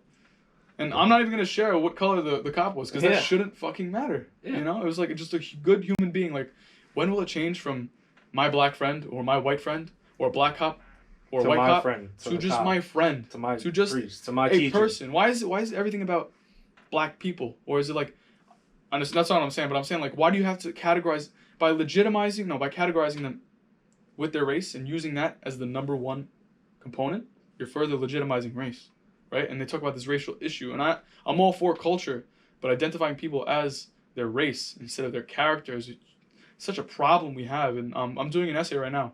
And I just finished it, and we're talking about like demographics and stuff. And de Blasio, what he did was he took away the SHSAT, which is to get into specialized high school. Yeah. Exactly. And the problem was that the racial demographic, the ratios in the specialized high school was not representing the ratio of these races in New York City out of the 5 boroughs. So, you know, you have Stuyvesant, Bronx Science, Brooklyn Tech, etc., right? And then you have some of the liberal art ones. And basically, 2/3 of New York City population of students and kids eligible to be in the high school system are black and Hispanic. And only 1/10 was in specialized high schools. And this was, I think, about 2019. Yeah. Where he created this because he said it was a demographic. I forgot what he said, but he was saying it was terrible, and that it was reflecting a system. The SHSAT was biased, and it was inherently changing. It was inherently, what's the word? I would say just biased. Yeah. And basically, as he elaborated, he was talking about that. So someone brought up the inconvenient point that he wouldn't talk about, which was that the Chinese at the same time make up 15% of the students in New York City, and 62% of the specialized high school are made up by who? The Asians, yeah. The Asian community, exactly. And this is all of Asia. Well, they have them grouped, and that's another issue they have where it's like, are you just Asian or are you white? Yeah, and then they break down the rest. Like, dude, Asia's fucking huge. There's no way you can do that. That doesn't make any sense. Like, fuck it, I'm just gonna put other. And I understand why they do that. But like, if 15% of the ratio of students in New York City is Asian in public schools or in just New York City altogether, and then 62% of the body of specialized high school is that group, that shows you that it's not a racial issue. It's an issue of determination, you know, just ambition, incentive. Yeah, but yeah, as we're speaking, like both sides, you also have to look at like some of the communities that some of these kids are growing up in. I feel like, to obviously be part of that is harder. Mm-hmm. In terms of like With the in the impoverished neighborhoods, yeah. Most impoverished neighborhoods are Black and Hispanic communities, and you could see that, and it's obviously going to be harder for them to get in, but at the same time, absolutely, I feel like obviously like they didn't ask to be brought up there, but and some of them don't have the foundation to be brought up, to like to know like, oh, that you gotta work harder, like not that I'm saying. I feel like every in terms individual of school kind of knows that though, like within yourself. Like you're I feel like even in just elementary school, oh, if you do good, you're gonna end up doing better. It's science. It's not science. It's proven statistically that those who go through the full school system and whatever just end up doing better. It's statistically proven. Yeah. Like, so I have a counter for your side of the argument, and thank you for bringing it up, because it is important. Of course. When there's an influence like that in your neighborhood where it's like you're taught different values, or it's like the values to be taught aren't taught by the right people, or that person is absent, right? Like the absent father in a lot of those communities is detrimental, especially to young men, I feel like. 100%. And it's not talked about enough, but at the same time, Shelby Steele, a man who grew up in the Jim Crow era, he grew up in segregation. He was talking about how the bus would go to school for the white kids, and he had to walk to school. Yeah. Right? He got their books when they were done with them. Yeah. When their curriculum decided to change, they would get all the bent books, broken spines, terrible, like the tools they had were just awful. Their schools were filled with teachers that were retiring or decided that the teachers were no good to be at the other schools. So it's like if this teacher wasn't providing good enough education or they weren't doing their job well, they would send them to the black community and shit like that. And this dude is also a professor. He has a PhD, multiple degrees, well respected in his field, and he talks about the individual incentive. If you want to separate yourself, you can. You literally can.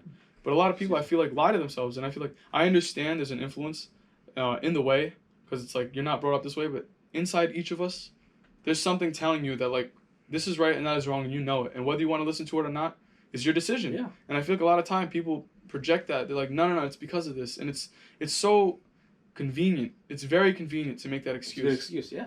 Exactly. And the happiest people in life aren't the ones who necessarily have it all, but the ones who make use of what they have. So if you are getting a book, read it.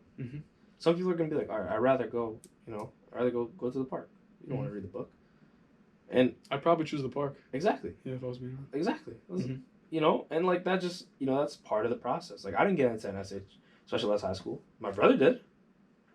But he worked for it. He was smarter. He he had it. That's the individual incentive. But what if he said like, I can't because I'm brown, or like, or if he accepted this narrative that you can't, that they don't want you there. Yeah. You have to put yourself in the position to get it. Exactly. And you're gonna face a lot of issues and people that aren't gonna want you there. And there is definitely this whiteness, this idea of like we don't want you near us, and you see that kind of like in the suburbs usually. And I'm not sure whether maybe it's someone who likes New York, who just happens to also enjoy the suburban part, right? Like maybe they don't want to be in the hustle and bustle, but they like being in New York because that's where they work. Or maybe there's just white people in New York that go to Long Island because they just don't want to be in the urban area because of why, right? Because they don't like the black and Hispanics, and they have a feeling that like it's dirty, stuff like that. But I feel like the easiest indicator, or if you really want to see if someone's like, if they have that prejudice or not, or if they're willing to act on it, is like, who do they let in their house, Who do they break bread with? Who do they let their children around? And who do they trust? And those are the easiest indicators like to tell like their trust, Like if I'm willing to bring someone of any creed or color into my house, that should show that I'm comfortable around them, like with them being near my family, where I sleep, where all my valuables are. Like when my friends are over, I'm not checking to see if anyone's stealing, because number one, you're not coming into my house if I don't trust you. And if you look at our group, we have every color, Exactly. And it's every creed, every background. Everyone makes different decisions. We've all had times where it's like, we've all made questionable decisions. We've all had our mistakes and stuff. Yeah. So no one's perfect coming in here. Like I'm not doing a whole scan and shit like that. But I mean, like, I connect with people that I feel like I could trust. And you could also like here's a phrase that I like. It's like, you don't bullshit a bullshitter. Yeah. Because I consider myself a bullshitter, but at the same time, I also value hard work. There's just a difference between like, it's not bullshitting, but once you're able to identify bullshit and a bullshitter, like I could smell bullshit. Straight up. So I know a bullshitter, and bullshit, you're not gonna see it by looking at someone's color. No, straight up. Yeah. You're gonna have a conversation with them, and you're gonna talk to them. Like you could understand their character. Yeah. Exactly. Like, yeah. Straight someone's up. a bullshitter. No, and like also like, you know, like I'm straight. Like obviously, I completely support what is it called? What is it called? The programs to help minorities. Affirmative action. Yeah. Yeah. I completely support affirmative action, and it helps people. But there's also like, I could see both sides personally because one example is my brother. You know, he puts Asian. We're Guyanese. We're South American. You know. But there is Asian descent. We do have Asian descent, but we didn't grow up in Asia. Mm-hmm. I don't consider myself Asian. I consider myself West Indian, Caribbean. Gotcha. South American even. You know, I was born in New York. I was raised in New York. I consider myself American as well. Mm-hmm. I don't understand, like, my brother worked hard. He got a 15-10 on his SAT. Perfect scores. All the criteria to get into Ivy League, you know? Everything. Interviewed by Princeton, Yale, and another school. I can't remember. But he was interviewed by Princeton and Yale, and he had a 15-10. He had all the prerequisites. Multiple clubs in his high school. You know, 101 average, and he didn't get into Ivy League. Whereas his friend who was black and had like a 1380, and he had way less, you know, like qualifications, and he got into Princeton, and the kid even went to my brother and said, "Bro, I can't believe you didn't get in. Like, you deserve it way more than I do." Like, he was like, "I don't know how you didn't get in," and knowing, like, if my brother, like, did put black, I'm pretty sure he would have gotten in. Think so? I think he would have. Because minus 200 points, nearly 150-ish points, take nothing away from the kid. If he got in, he deserved it, 100%. You think there might have been a difference in, like, recommendation, or, like, they saw something probably. in the interview? There may have been, you know, they might have been like, oh, it may have not been a better suit. Clicked wetter. But when my brother had the interview with Princeton, the guy, the interviewer, gave my brother his business card. He was like, "I'll stay in touch with you. You're a good kid. You're smart." You know, he had a great interview, my brother. And my brother is very good at, you know, charismatic. And I was saying he didn't, you know, like, oh, if he didn't get in because of one of his, something on his, like, report card or something, or like something, then, you know, so be it. I'm not knocking the other kid off, but I feel like that was a factor. Because my brother worked so hard, like, you know. I mean, I could see both extreme points. Because, you know, we both ended up really good schools, you know, and, like, thank God, like, you know, we have certain, you know, aspects of, you know, we deserve it, regardless of our skin color. But that, you know, that I could see because I saw it firsthand. Like, my brother had a direct example, and, you know, it hurt me because my brother is, in terms of academics, I've never seen somebody work as hard as my brother. Or work harder. He just, all he does is homework and reading. And you call him, text him any time of the day, he's doing work. If I need help with any type of math whatsoever, he remembers how to do it. He knows how to do it, and he'll get me the right answer. I just don't, like, you know, that's what, like, something like that just, like, sways my mind. But it's good to have that, you know, opposite sides of the fence. Because it reminds you, you know. Like, I don't feel like my brother should have been, you know, taken. Exactly. Should have gotten that, like, treatment. And I like how you brought it up, because the thing about affirmative action is that they're using race, right? One aspect of a person is used to create differential treatment. If you could talk about slavery for a second and just generalize it, take race, right?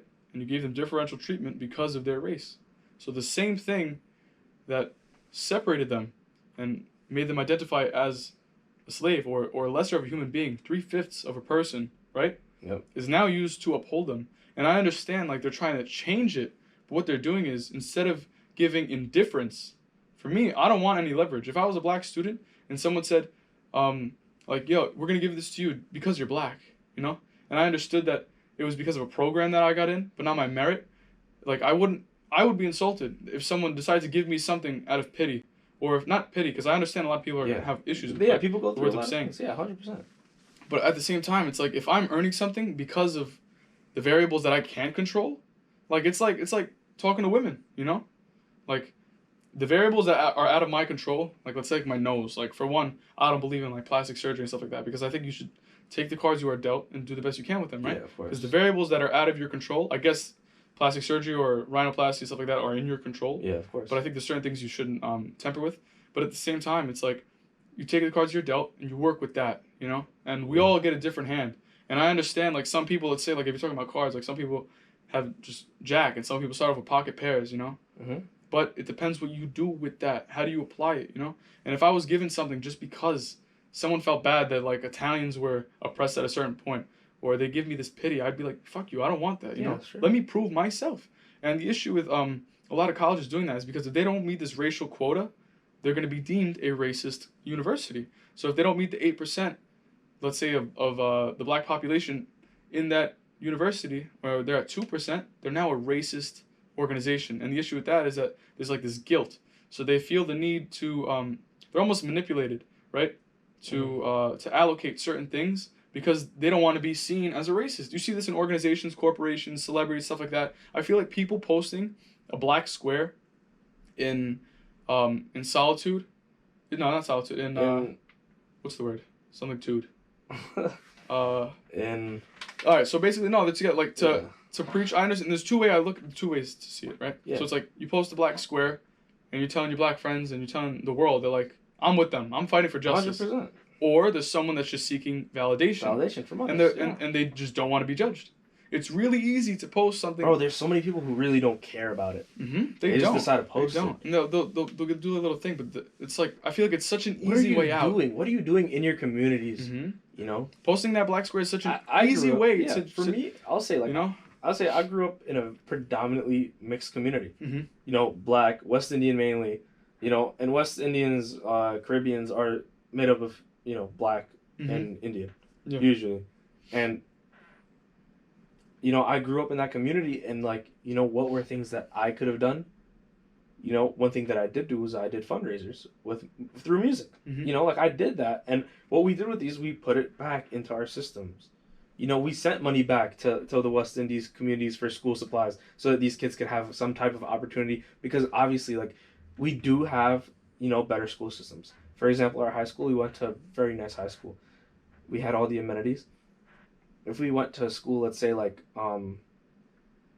Hillcrest, you know, that school doesn't have nearly as much, you know, amenities as we have. Are you sure? I know that in certain neighborhoods that are, like, let's say, like, lower income neighborhoods, they usually have different kind of funding. No, different funding, but they have a lot of better stuff. Yeah, they don't have better stuff than Metro. Metro's brand new, but there are Yeah. high schools that are in worse areas, but they have a shit ton of equipment. If you're talking about, like, amenities, like assets, like 2 gyms, weight rooms, music rooms, these booths, all this stuff for students to use. But I feel like it's the individual who takes advantage of that, you know, who should. Yeah, I agree. But, like, look, if you look at Metro, for example, in Mel's, the other side of our school, they have cellos, violins, basses, violas, and those were the 4 instruments that you'd learn 7th and 8th grade. You choose one, and you learn it for 2 years. Excuse me. I was like, you know, I had to go through that, and I was like, okay. I came to Metro. It was either guitar or piano. Keyboard. Sorry. Guitar or keyboard. First year was just all guitar. Second year it was all keyboard. You were in keyboard. I was in guitar. I had a great time.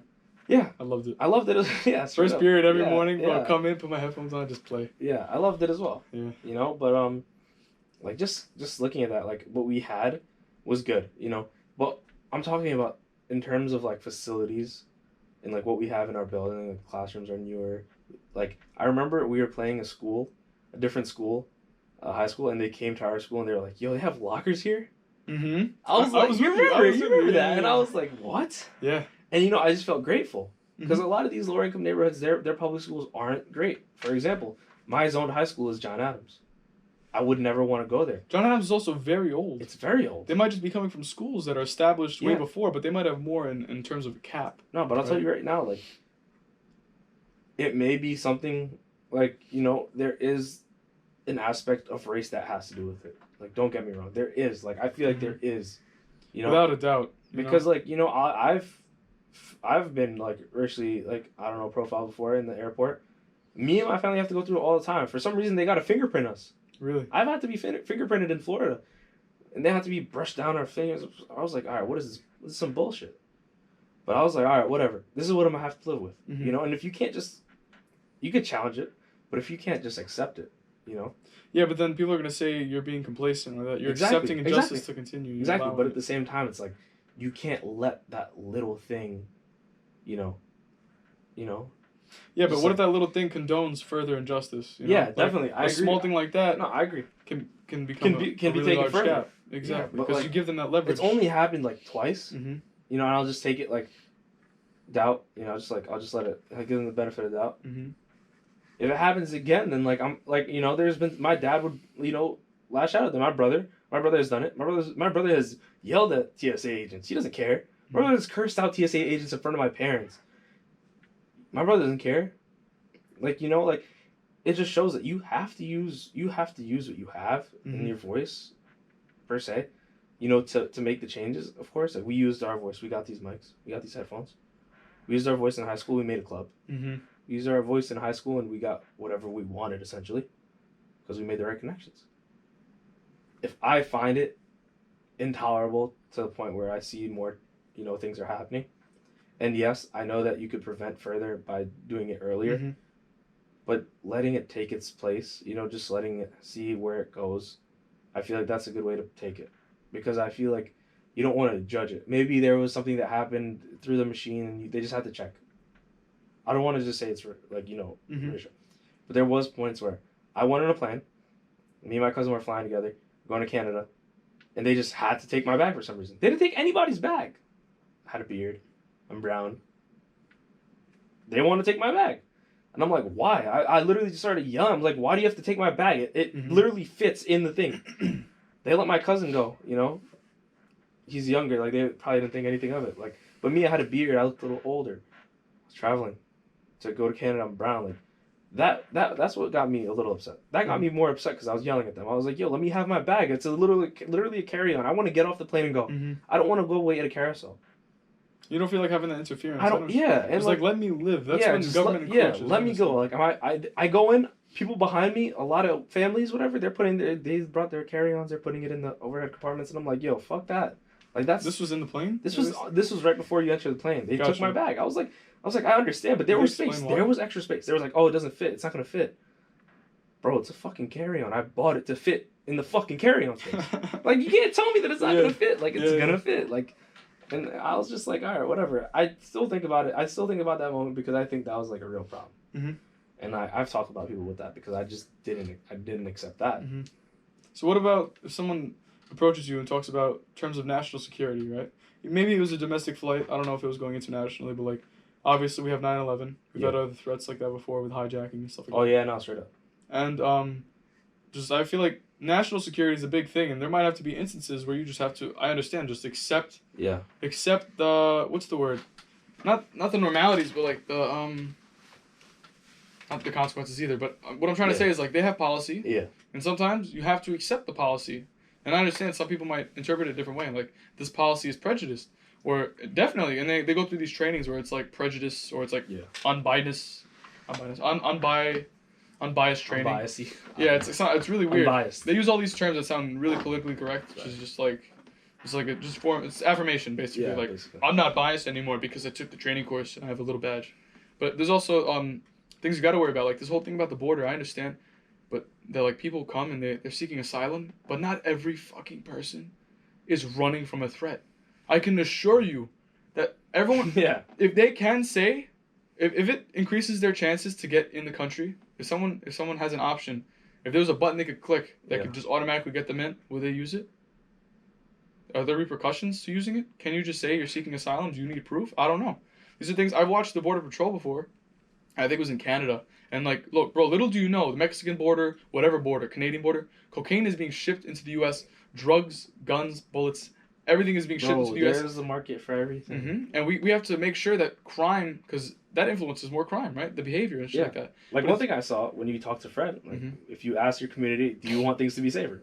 There is a wrong answer to that. Like if you said no, you don't want your community to be safer, then you don't leave. People have this idea that like utopia is possible if we all just convene and we just have civil discourse all the time. Like there's no way you're ever just civil discourse is great because you get to talk and you get to have your points in the public eye, right, in the public view, and they're heard. And that's what everyone wants. Every man or woman wants respect, and they want to be heard. They want their values to be accepted, and they want them to be treated as equal, right? So understand, like, yeah, civil discourse is great, but it's not going to keep a society in shape. Never. You need regiment. It's a fucking fly. I got him. I think I did. Oh, it's on my thingy.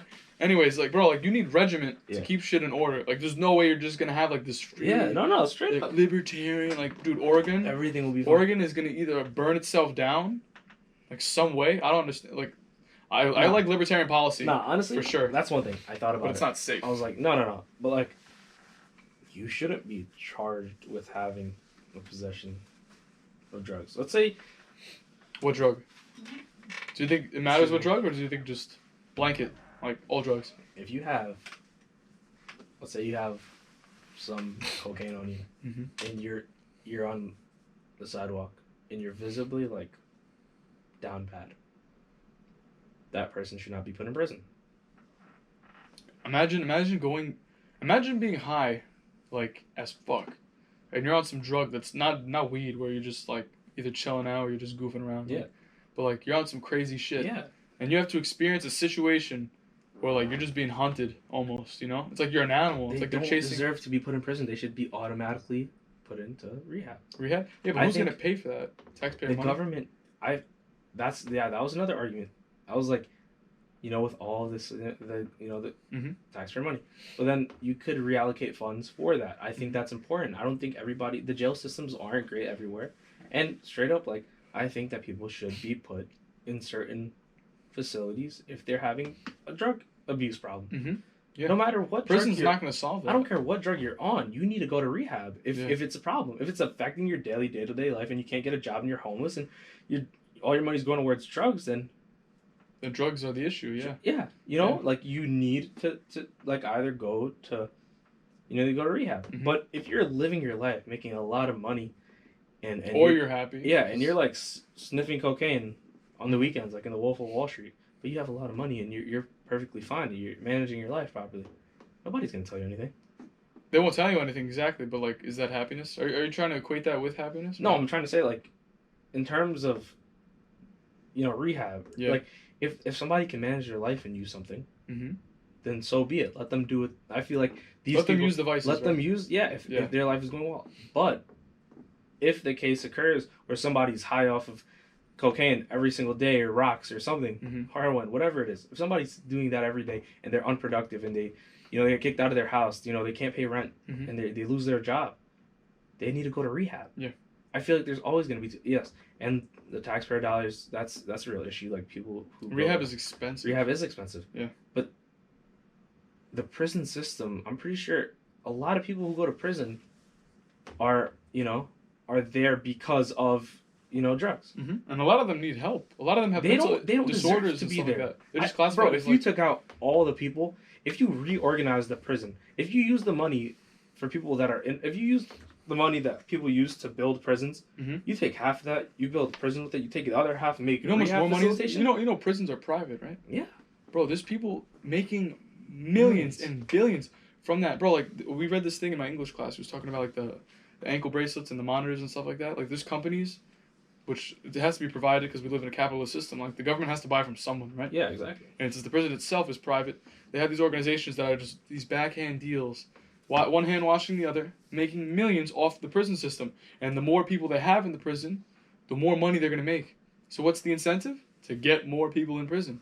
And that's the institutionalized issue that people are trying to expose. And that should definitely be talked about. Because imagine going to jail. Imagine being wrongfully accused, or just imagine being wrongfully diagnosed. Yeah. Or a situation goes bad. And I read this other book. It was called The Fear of 13. This guy, he goes on death row. He's accused of murder and rape. And he tries to evade the cops because naturally, if you're a free man, what is your goal? To be free. To be free. Like, do not touch me. I'm not your pawn, and I don't deserve this. Yeah. So I definitely understand resisting. Like, get the fuck, bro. Like, watching, just watching any of those videos, like, where people are getting choked out. It's just like disgusting. So it hurts. That's a life. That's a life being lost. If you could sit straight watching that, like, I don't know how you can't move around in your chair. Just like, it's like aching. Like, just that feeling of not being able to breathe. Like, I feel like your own body, just like watching it, your body starts choking up. Yeah, you start like seizing up. Like, no, I can't watch this. Like, you're literally watching. Just watching that, like, life. And I've been in instances, and I'm saying like, physical positions like where I felt really uncomfortable. You know, like let's say like you're wrestling or something like that, and you're like, get off me, like you're in a dog pile, and you're like, holy shit, get off. Get off. And imagine like, and usually you could get your friends like being tickled and like stop. Yeah, it's like I understand, but I'm talking about like with this pressure like on your neck or something like that. And you're like, dude, get off, and like everyone eases up. Yeah. And imagine like you ask for help, we're like, dude, please get off, and it gets harder.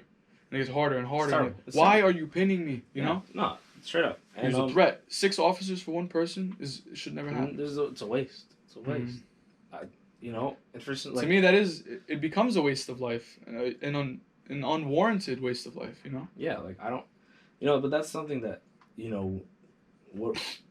can obviously protest in certain ways to like change that, and what some things that I don't understand is that like, okay, like we could take the right steps to make it better, and what happened was terrible.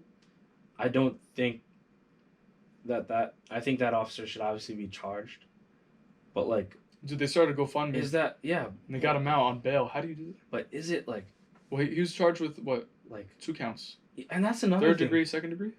No, there was something about 2nd degree, but it was wrong because they wanted to push it to 3rd degree. Mm-hmm. Like they were saying 2nd degree, but then it was like, no, it has to be 3rd degree, which is good. They charged him for 2 things though, right? Bro, I forget how it works, but I don't know what they charged him for. All I know is that they wanted to worsen the sentence, which is good, because it was. I feel like it. I would think they said that it wasn't manslaughter. Mm-hmm. I think that it was voluntary. I don't think that it was involuntary.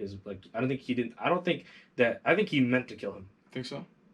Bro, if somebody's telling you like get off me and you're like pressing down harder, and they knew each other prior. Mm-hmm. Yeah, that was the craziest part. Like they had scuffles at nightclubs. I can't see eye to eye with that view there. It's like he didn't want to he didn't want to kill him. I didn't think that he wanted to kill him. Like he wanted to hurt him. Like there's no reason to go that far into hurting somebody. I think there was a sense of inferiority or just he didn't have control. I felt this guy, a small insecure man, felt really not just uncomfortable but intimidated by this larger figure. George Floyd is, how tall was he? Like 6 something. He was huge. And he was built well. And when someone is ill trained, right? They don't know what they're doing. That's the first thing that anybody in jiu-jitsu or like usually people in the military always say, like if you train your body right? Or if like you take certain MMA where you understand like if you know you're physically able to calm a situation down, then you won't have issues like that, right? Yeah. If you're able to decompress and just assess the situation and take care of it with certain steps and you're trained well, you won't have an issue like that. But this guy's undertrained. He's scared. He doesn't know what he's doing, and there's obviously prejudice because we've heard about the shit that's going on. So you have this situation of someone who's just like shitting himself, not knowing what to do, and he's out of the fear. I feel like he's just like, I'm gonna do everything I can to make sure that the roles don't switch. Yeah. And that ended up in his death. And bro, thinking that someone could really just want to kill another human being like that, like choke them out. I understand like there's necessary evil in the world, like let's say like you're taking out terrorists or something like that, or like there's people who sacrifice children, or like they go in these other countries, third world countries, and they're like they're going into these villages and they're pillaging them. Those guys have to be dealt with, with deadly force. Straight up. With deadly force. Yep. But then, like this dude is not. Oh my god. And there's a difference between like resisting. Like we've seen videos where someone is clearly resisting, and all you see in the comments is like he's not resisting. That's bullshit. And then there's obvious. When there's times like dude, punching a cop. No, I'm talking about like there's times like that when it's like dude like he didn't resist, and then there's times like clearly the person goes on the floor. Yeah, and they still get like jumped on. Like why? There's a guy literally giving themselves up to the cops, and they're gonna like. Yeah, but there's certain testaments where it's like who was the one that reached for the cop's gun, and like so basically what they did. So this is from what I heard. It was like basically they the witnesses changed their story several times, and at first they said the cop said that he reached for the gun.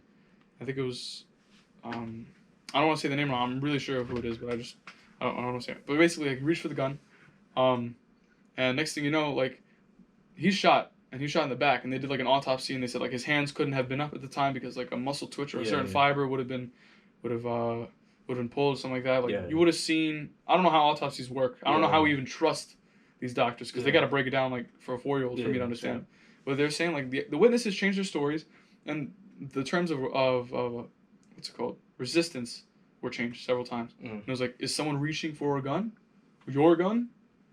In that case, do you shoot? Or do you see footage of a cop hitting a dude with a car? And like, but you only see the part where he's hitting a guy with a car. Little do you know, the person he's hitting had a gun. Or he reached for his weapon. Or he was like on the run. Or he had just done something prior. I feel like context, we're taking things out of context. It happens so often. Like, yeah, definitely. But then again, as third person viewers will never know the whole story. Never. The only people that knows are the people in the situation. Mm-hmm. And even then, there are still people with different perspectives. Yeah.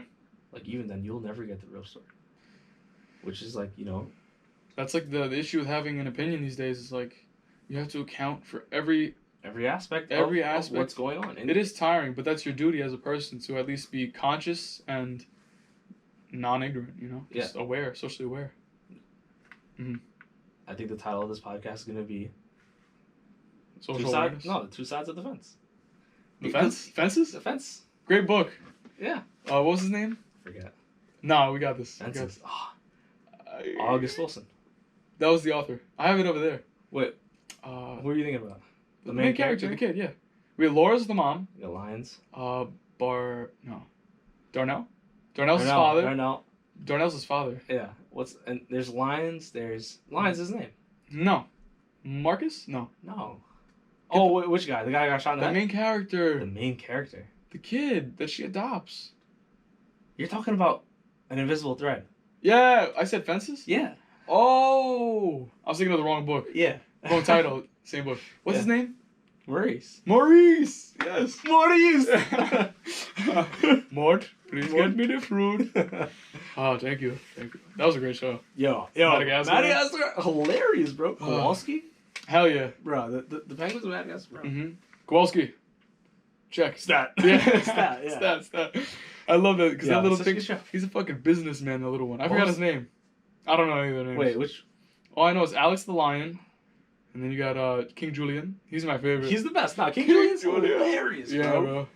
Honestly, thinking about it, like, to childhood, it's like crazy. You need cartoons like that in your childhood. Yeah. Unless you want to pull it back. Just go like there you go. But yeah, like, as I was saying, like, those like childhood shows, like, I know parents who didn't let their kid watch like SpongeBob. Why? She was like, it was supposed to be an adult show to begin with. She was like, my parents never let me watch SpongeBob. The fuck? When I was growing up, I was like, what? You need to be cultured, bro. SpongeBob is like, if there's shows you can take out of society, SpongeBob is the one that stays. You know? I still watch it sometimes. If it's on TV and I just click on it, I'm like, okay, I'm just watching SpongeBob, and I'm like, damn. You need shows like that, but more so The Office, Family Guy. These are shows that are willing to push the envelope. Bro, my kids are gonna grow up watching The Office. Bro, Michael Scott has changed my personality so much. Yeah. Because I feel like his influence is just like it's so moronic, and there's a side to everyone that is so dumb. Like I find myself being so stupid at times. Yeah, it's that comical relief that people just need, you know. Yeah. There's always like a dumb character in a show that just gives you, you know, the comical. It takes balls to be a dumb character, because like when people see, yeah. they're like, "Oh, you're the idiot." Yeah, like Kevin. Say something stupid. Kevin, exactly. Like, can you say Kevin's chili? But like it might be demeaning, but if they come at like if they approach you in terms of respect, it's funny as hell. Yeah, hilarious. Like, bro, honestly, like I love watching you know, videos or like, you know, episodes of The Office or Family Guy, and you also learn a good amount from it. Yeah. I feel like I've learned a lot from, you know, The Office, whether it be like Dwight talking about like animals. Bro, the fun facts I have. Do you want to hear one? Please. Keep going. I forgot. I'm gonna think about it. Like animals and just learning about like beats even or like, you know, certain things that are just presented. I don't know. I just feel like it's worth it a little bit. Like there's things that you learn from, you know, being socially sound, you know, that you just understand certain things. You know more things. Like if you're just watching like trivia shows or Jeopardy, R.P. Alex Trebek. Yeah.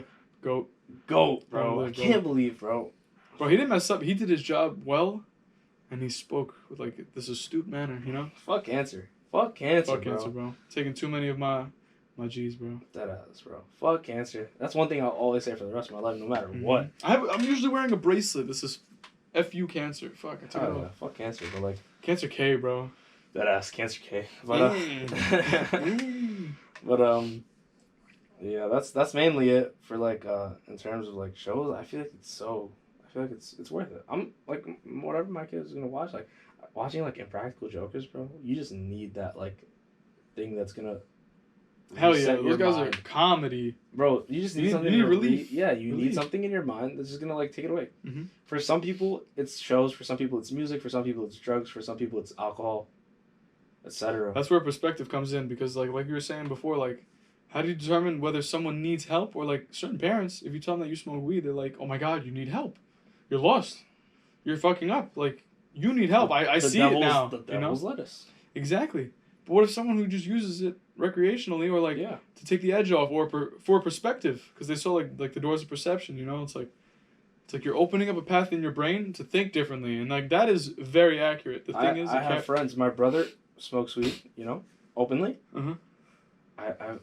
At first I thought differently of it, and I was like, what type of what like what why like why should I think differently of my brother? Like, if he is doing something that makes him happy, I should be supportive, as long as he's getting things done. Mm-hmm. Why should I stop to like to what's the word, to criticize him? Exactly. Yeah. There's literally nothing. If you can work hard, mind you, and smoke marijuana knowing that it makes people lazy. I've seen it. Like, my brother would, like, he dropped out of college, sorry. Just didn't want to do anything. But eventually it got to the point where... But he's still pursuing.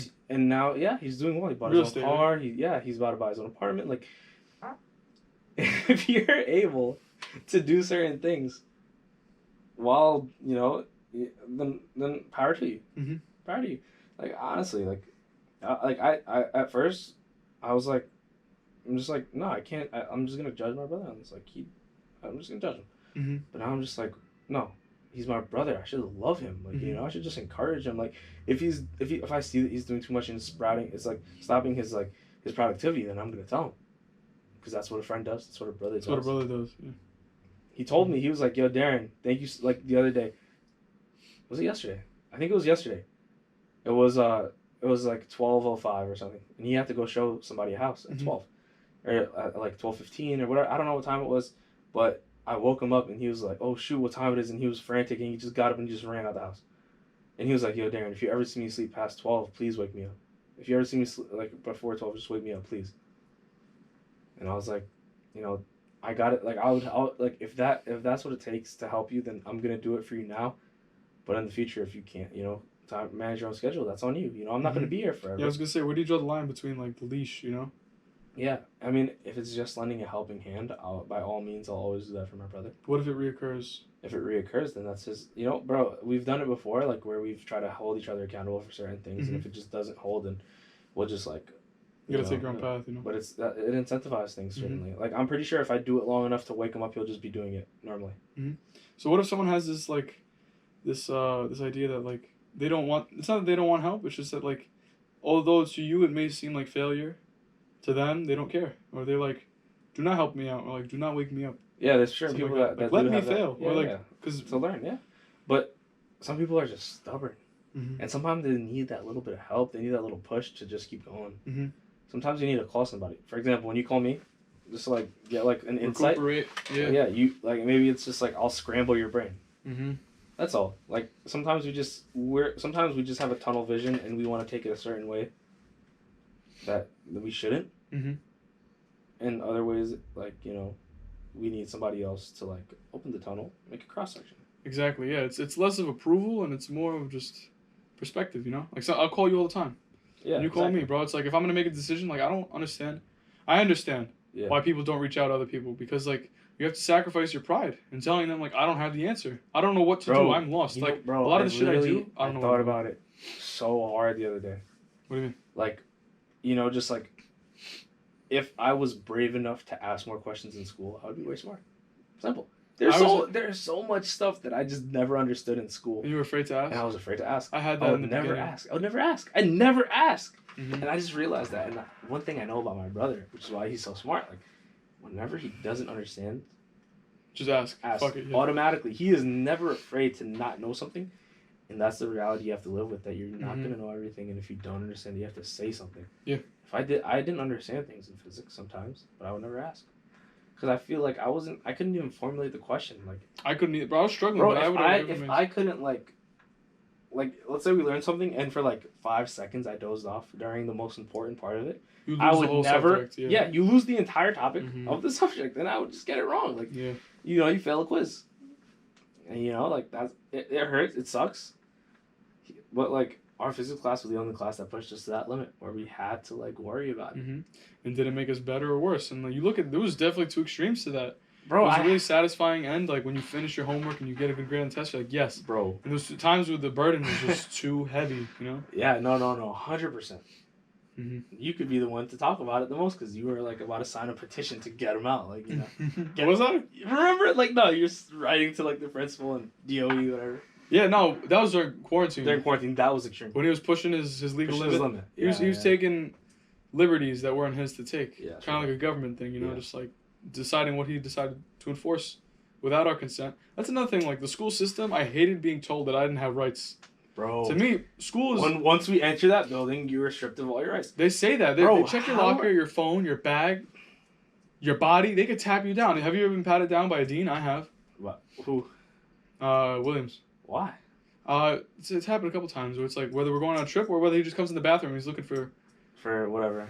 Just like tap, tap, tap. But there's certain kids like the cup, you know what I'm talking about? It's just like uncomfortable. You have to be searched. Like I thought the stop and seizure was like no longer a thing. But look at us in school. We have zero, if any. We have barely any rights. Mm-hmm.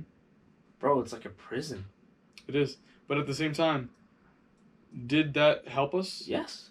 Right? But yes, it told us the boundaries. Mm-hmm. Some kids crossed it and some kids didn't. Some kids crossed it, over and over. Yeah. And over and over. I've dealt with that in my life before. Yeah. Because the only thing that excites me in life is pushing the envelope, you know? Just walking the line. Fuck it. I don't want to hang. I don't want to take the easy ladder. I don't want to take the steps. I want to walk the line. Yeah. You know, because it's very dangerous, but at the end, it's rewarding when you learn, like, how to manage, how to balance, you know? Walking the line is all about balance, you know? Because everything in moderation. You don't want to be too much this way, too much that way, but there's also a time and a place for everything. And learning that as a kid, especially, like, I did not know boundaries. And I mean, that's a good thing, though. Bro, think about it. But what are boundaries? If you could change anything about your childhood, would you? Hell no! Fucking no. Never! That's my idea where it comes to, like, people want you to apologize for, like, the group you belong to or something like that. What you've been doing, like, no. Like, mm-hmm. Bro, I'll never judge somebody or change my friendship mm-hmm. for somebody just because of something they do that I don't agree with. Like, I'll mm-hmm. try to see you if I can't hear you out. If it's that extreme to the point where I have to, you know, mm-hmm. unfriend you, then like I'll never see it coming to that point unless it's something that serious. You know. Mm-hmm.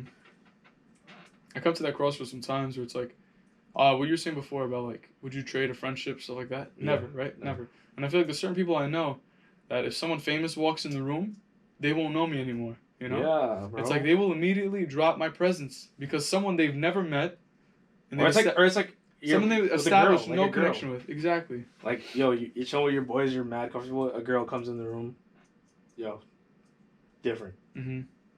Right? It's like, bro, but I feel like that's just nature. Is it? Men, I mean, the male is always trying to impress a female.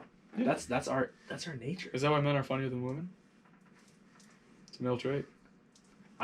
Women? No. Listen, this is some funny. No, they're definitely are. But like, I genuinely believe that men are funnier than women. Look at the camera. I genuinely believe that. Speak to the mic. I genuinely believe that men, as a majority, are funnier than women. And here's why. Here's why. I don't know. No, it's just we are. Here's the reason why, bro. Because women are sought after, right? Men have to seek. They have to get the attention. If you have to be listen, I can't compensate with my looks all the time. As you can see, having a personality does. Exactly. Bro. Humor does, because when they're smiling, their eyes are closed. And they can't see my face. You know? No, it's not even that. But it's like humor does. It gets around. You know? Yeah. No, I feel like there's gives a good impression. No, there's definitely certain traits that like have to do with like. With that and like there are a lot of movies, you know, all power to women, but like there are movies who try to empower women as like putting them as the main character and trying to be funny. You can tell when it's not natural. Like Tammy, that movie. Amy Schumer. No. That was no, it wasn't Amy Schumer. the other lady. Some lady. Yeah. I forgot her name. It wasn't funny. I thought it was. Nah, that was pretty funny. To me, bro, when she had the fucking paper bag on her head and she was robbing them. Yeah. Like, maybe it was just because she was fat. It made it funnier. Bro, like, fatter women are statistically funnier. I just think fatter people. Yeah, dude. Yeah, that's such a fact. The number one movie in my life, Goonies, bro. Chunk. Yeah. Chunk is so fucking funny. The trouble show. You remember that? There's a family of a Family Guy where they get Lois out of prison and they're running through the sewers and they see the Goonies and they tell him Peter's like the trouble and he does it. And he does no it. way. Yeah, you never see that episode. That's funny. It makes sense because they encounter them in a tunnel. Exactly. On a little Goonie adventure. Yeah, you would love that episode. I can't believe you haven't watched it. I love the creativity. I love how they take it from they're like, yo, you're like a popsicle in someone's asshole, and then they go to a scene. It's hilarious. I love that aspect creative of the show. mind. No, I love that aspect of that show. Yeah. I love that aspect. That's one of my favorite aspects of the show. But no, going back to that conversation, just like fat people being funnier. No, women being funny. Okay, continue. I like for some reason, I'm not able to laugh at a female comedian special. I will laugh. Maybe I haven't listened to enough. Maybe. I'm not saying. I just don't like it when everything is based around their pussy. It's like. I know, but then again, men talk about sex and stuff, so it's like. Yeah, but how often do men talk about their dick, for a comedic standpoint? They don't. Not that often. Men don't talk about their titties or their ass. But also, obviously, I'll say that I don't think Kevin Hart is that funny. His content is not that funny. There's a lot of hype. Just his charisma, his appearance is it's what makes it funny. Yeah. See a little short guy just walking around the stage, acting like a big guy. Squeak. Yeah, he's like the little dog. Yeah, and he's just barking at the big dogs, exactly. Right? It's hilarious to me. Yeah. It's hilarious, and that's funny. Obviously, Dave Chappelle. He hits everything on the nose. Yeah. The thing about him is that he's so patient. He's well spoken. Yeah. And he has great perspective of things, and he takes it slowly. He approaches it, and then he uses the comedic twist where you talk about things that are very sensitive, but you could talk about them. And you could get over them through humor, or you could work through them with humor, Yeah, definitely. And it's I don't know. Maybe I'm just being a little too critical. But I don't know. No, I can't name a funny female comedian that I have. Amy Schumer, I don't think she's good. No, I don't like her at all. She's not funny. No. I know some funny. My sisters, bro. If anyone can make me laugh, it's my sisters. Yeah. No, 100%. No, bro, family. They're fucking hilarious because there's a lot of inside jokes and it's humor that only we're gonna understand. Yeah, there's things that me and my brothers just laugh about. Me and my cousins, Yeah. I don't know. To me, it's I enjoy every second of being with my brothers and just making jokes. Things that we talk about are just funny, and especially my friends as well. But I don't know. I feel like it's nature's job for men to try to pull women with our looks. And our character and our personality. Yeah. And you see birds. Male birds have to do a dance. They flaunt their wings. They puff their chest up. A lot of animals do this. They have to fight. They put on a show. Yeah. They're like, yo, me and you outside, we're fighting for this girl. A lion with a black mane is more likely to get a female counterpart than a male with a lighter mane, because it shows hygiene. Hygiene or just dominance? Hygiene. No, it's hygiene. It's hygiene. So it's the dark color associated with dominance. It's hygiene. It's hygiene. I'm looking this shit up. Okay, no, it's hygiene. But continue. It shows that it's a healthier mane. It's black. Maybe it has to do with traits, but pretty sure it's genetic. It shows. No. I'm nearly. Darren, I watch a lot of Nat Geo Wild, bro. And never has he said, as you can see, the black mane is a clear indication of cleanliness. And that's why she chooses him, because she's very clean. No, it's just the dark color. Alright, maybe I'm wrong. It's definitely. Okay, no. I've heard it before. Because you know why? They didn't experiment. They don't know about hygiene. They did an experiment. They do. They took a fake male lion. They took a stuffed male lion with a black mane. And they took one with a lighter mane. And female lions were caught on film just going to the one with the black mane. Yeah. Licking them, It's the perception. It's the color. Is that more attractive? It's not the cleanliness. You sure it's not clean at all? You sure it's not? What do they know about cleanliness, bro? Is she smelling like Clorox? Bro, in any bro, and I'm pretty sure in any species, cleanliness is something. Cleanliness is closer to God. Do you think they know about God, Darren? Bro, we don't know anything about animals. We don't know. We don't know. Bro, yo, there's orcas and dolphins, and they're like, bro. That's a language? Bro, they can be communicating with another world. Obviously, for a fact, humans are just on a plane that no one else is. Like, we're just the fucking superior race, period. It's so obvious. Like, no. We're also going to be the end of ourselves. Kill or be killed. Mm-hmm. Exactly. But I feel like there's so much I want to learn about nature just watching it. Bro, like, if you understand, like, nature comes in geometric shapes, right? Bro, have you seen that? The Fibonacci sequence? Have you seen it on, like, Netflix? There's a Yes. show called Numbers. Or, like, yes. And it's like, all they talk about, like, the cicadas and stuff? Yes. Yes, I've seen it. Like, the 17-year cycle. Have you ever seen cicadas before? Bro, yes. I was on every camp 13 years or something. 17. You sure? I don't know. I was on a camping ones trip. that come out different times. I was on a camping trip in Staten Island with the Boy Scouts, and we were at this camp called Camp Pouch. And it was a fishing derby in June, so it's hot. It's nice, and you see these little craters in the ground. Yeah. Millions. Everywhere you go, there's like these little things. And they're like, yeah, those are the bugs that live in the ground. And they come out every decade and a half or so. Yeah. Right? And, bro, they were everywhere. You would see, they would come out, they'd shed their skin, and they'd walk around. Yeah. As much as we say, like, math isn't important, math is everything. Bro, it was so disgusting, though. And I want to, like, bro, so they would shed their skin, they would leave it. So you couldn't tell if it was just a crunchy shell or if it was them moving around. And they were on trees. If you hit a tree, if you bumped a tree, they would shake the branches and they would come and they'd fall on you. Nasty. And I'm sitting around the fire with my pops and like a bunch of other people. Yeah. And we have our coffee or like anyone's beverages out, sitting in the chair on the fire. No. Bloop! We're like, whoa! Like, I go to my tent and I put up my tent in the morning on Saturday, right? Saturday night, I go to my tent. It is covered head to toe in cicadas. Bro, there must have been at least several thousand, like 5,000 or 6,000. I swear. Every square inch. And my dad flaps it, and you just see like this wave, bro. The cicada wave that hit, and it was like a 2-week thing. It's crazy. Like a month experience, maybe even just like 3 days, bro. The amount I saw, I must have witnessed millions. It was insane. And they're disgusting. They're just beetles. Yeah, I know they're Gross. But like, bro, isn't like nature. Nature's just amazing because we barely know anything. Like, we only know so much. Like we could study animal behavior as much as we want, and we'll never know.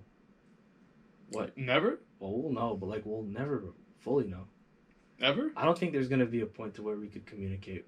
I wish we could. With certain like animals. There are people who have certain bonds with animals. Bro, I love that. Like a dude in Russia who just has like a giant fucking bear as his best friend. Yeah, but some of those are like used for circus training. Yeah, I don't kind know. of not fair, and like Khabib wrestling with a bear kind of make like it's cool, but like that kind of makes me sad. Like, you know, you're wrestling a bear. Was it like a tamed bear or like just a cub like they a found? Circus bear. Like they're just grappling with them. Like you got to keep it on a leash. Like bro, like they deserve to be in the wild. Imagine us. No thing should be in the leash. Bro, imagine us being taken out of our homes, just like put. Bro, that's the issue with dogs. It's like, do they they're slaves. Dogs are slaves, but it's like they're happy to be here. And what's that complex? It's called. Don't say it. When you fall in love with your capture, Stockholm syndrome. Okay. So is that Stockholm syndrome, or are they're trained to think that they love us, or maybe they do love us? Like, I mean, where do you draw the line, bro? Because I love dogs. I want a dog, but I don't want to see myself as a slave master. Because think about it, you are the master. Yeah. You feed them, you tell them no and yes. You dictate when they fucking pee. Yeah. That's like prison, bro. That's crazy. Have you ever watched Shawshank Redemption? Morgan Freeman gets out, and he's working at the store, the halfway house, and they work at a store to give them a job to get their feet up and all that shit. And he's like, I can't squeeze a drop without permission, right? It's like Andy Dufresne. Like, no, just like he comes out of prison and like he couldn't squeeze a drop out without someone telling him that he could. Yeah. And it's like, bro, like controlling the mind of a dog is legit. It's a thing. But also, it's like, but we just allow it. Why do they love us so much? Bro, they just fill me with happiness. They love us more than anybody will ever love. Bro, it's all pure. You'll never find a dog that will like. Well, yeah, there are bad dogs, but like. You know, but they have bad past, bro. Exactly. Bro, I want to. Bro, I'm pretty sure I want to get really rich and just adopt like. Bro, they're animals. Any animal, bro. People have raised alligators. Mm-hmm. People have raised polar bears. People have raised lions. Polar bears. Yes, polar bears. Polar bears. Where did they raise polar bears? Just search it up, bro. I want to see this. I've never heard of that. I remember there's a polar bear guy. He has a polar bear. All right, continue. But like it's so interesting to me how people can create these bonds. Mm-hmm. how we can create bonds with animals. It should be all competition. But it's not.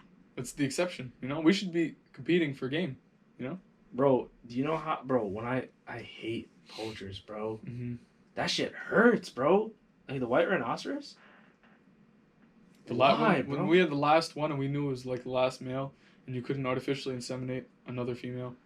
And, like... It hurts, dog. Like, I wish, bro. Like, why? Like, why? It's so sad. Bro, just watching them whimper. Have you ever seen the videos of elephants whimpering and starving themselves? Because the mother elephant was, like, poached. Bro, poachers should be just put in prison forever, bro. They Bro, don't deserve. There's people like Tim Kennedy who find these people and they hunt them the fuck down. I hate them. People like that need to be met with deadly force. Honestly, bro. Like, is there a point where you could talk them into stopping it? I think so. Yeah. There's a point. But there's always going to be a black market. There's always going to be something happening behind There's a market for everything. Bro. Market for anything, market for everything. Anything will happen. But back to the original conversation about men and women and funniness and comedically humorous. Shoot. What do you mean? Let me hear it.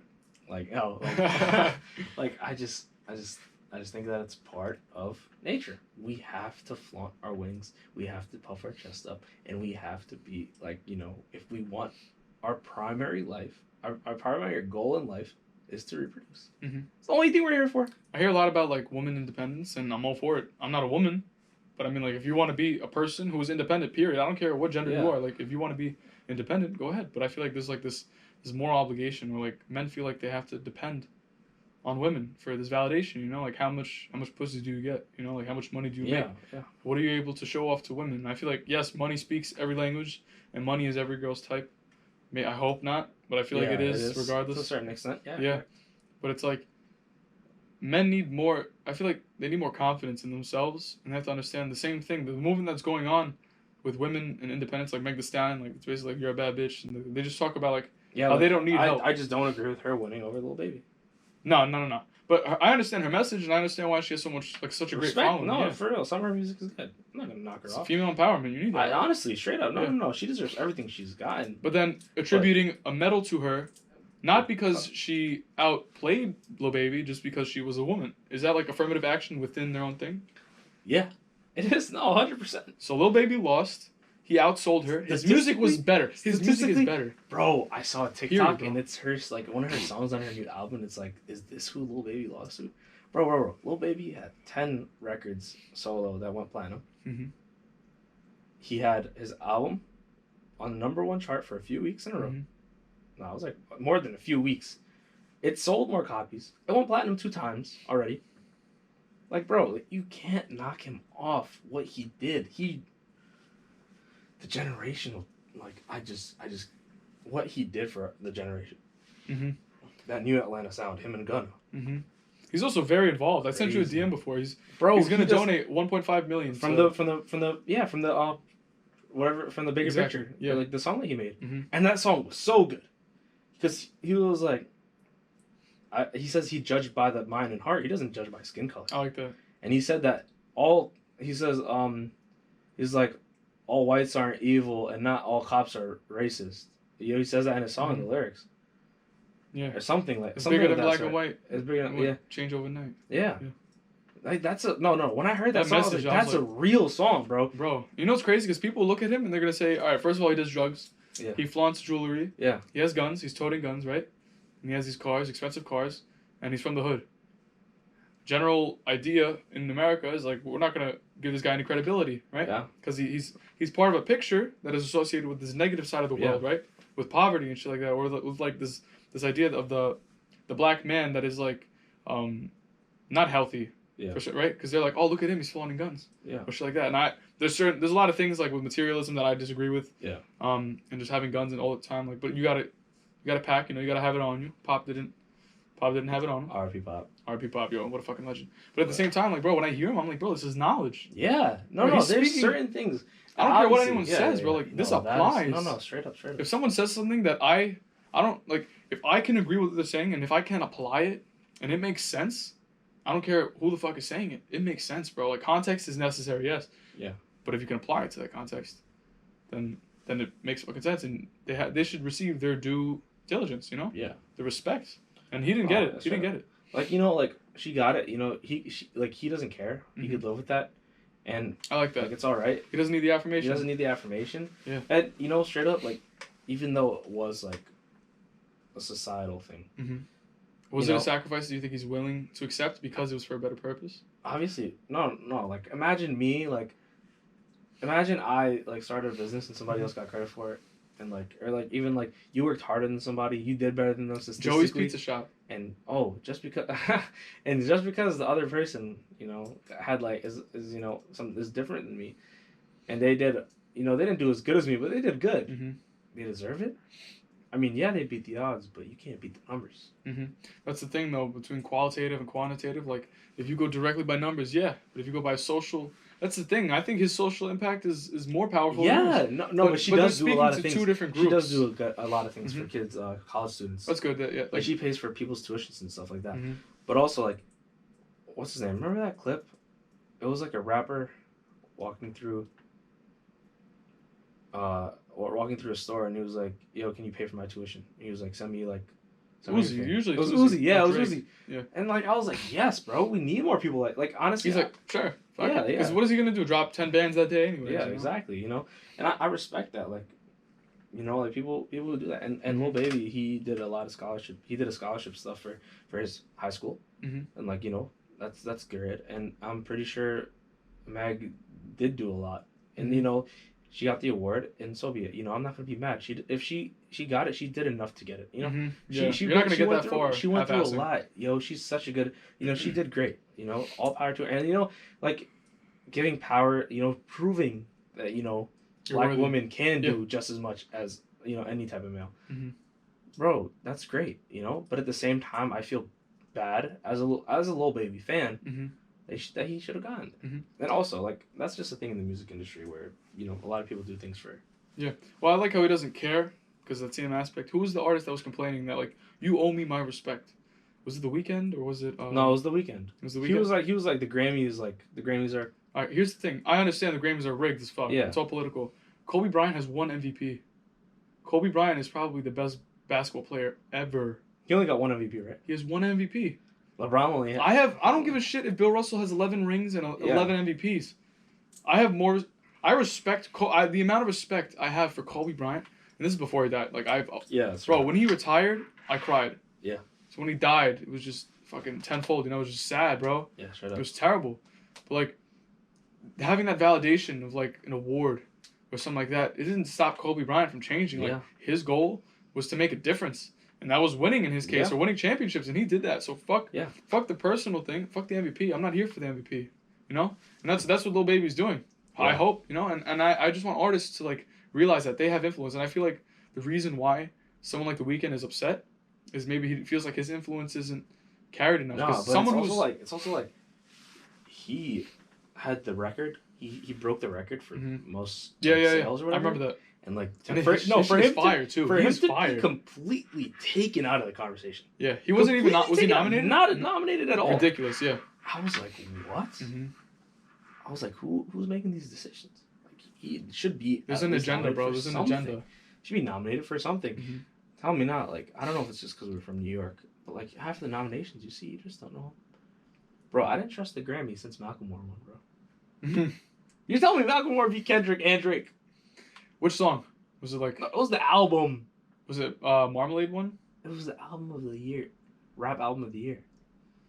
Is he rap? I fuck with like 5 or 6 of Macklemore's songs. Bro, hold on. Then I'll play Can it. I pull it up? Yeah, sure. But like, yo, Drake, first of all, Drake doesn't miss. Never! Drake does not miss. Drake doesn't miss. Bro, it doesn't matter how much you hate Drake. Any bar, any feature, no matter what he's saying, it's... Yo, here's the thing. The reason why, like, everyone's like, bro, how does he never miss? It's because Drake is the wave. He's not on the wave. He's not saying it as it goes, you know what I'm saying? Like, he makes it up as he continues, which is crazy. Drake has that influence, bro. He's like a Michael Jackson of our time. Like, bro, the obsession. Yo, do you get that? Would you ever obsess over a human being? Like the One Direction fad? No, never. The Oprah fad? I kind of do. You obsess over a person? I don't obsess over Nav. I just like that he's a brown guy doing it. I understand what you're saying. That's like a bias because I'm brown. I like Robert De Niro, you know? Yeah, because he's straight but I'm not like No, I'm talking about like obsession, like Michael Jackson obsession. You know, have you ever seen? Yeah, I know people. Like with people that were willing to like they have rooms, altars. It's crazy. Yeah, remember the one in iCarly with what's his name? Not Reggie Jackson. Reggie Jackson. Fuck, I forgot his name. He was on American Idol. Oh my god. Oh, bro. Randy Jackson. Randy Jackson, yes, bro. Yeah. Remember Mrs. Yeah. Mrs. Briggs had a room of Randy Jackson cologne and just like Yeah. the pop-up figure with the button. Bro, there's people like that. Bro, the dude who killed John Lennon was in love with him. Yeah, he just wanted to be known as the guy who killed John Lennon. No, because he was upset. His complex was like, if I can have you, no one should, you know? Yeah. That is crazy. I think it takes a lack of self-respect to be obsessed with another human being so much that you want to like, almost become them. Like, have you seen the Kim K lookalike? Have you seen that? A woman became Kim Kardashian. I've seen the. She looks identical. I've seen the. What is it called? The Barbie and Ken. I've seen that. What a waste. That was terrible. Mm-hmm. I can't find a year for the Grammys. Like a Macklemore Grammy. Is he still around making music? My cousin listens to him. I think so. I think it was 2013. I'm trying to find it, but okay. He beat Jay-Z. Which album? 444? No. I don't think so. 444? He beat Kendrick Lamar. Which album? Good Kid, Mad City. Like, how? Why can't I just find, like, the... Nah, but I get what you're saying, though. Yeah. Bro, that's pretty nuts. But I know he beat Drake. I know he beat Kendrick. Like, bro, he shouldn't have beat Kendrick. There's no way he beat Kendrick. Something about Kendrick's flow. I understand. His words make a lot of sense. Bro, I don't like his flow. I don't like his flow. You don't like Kendrick?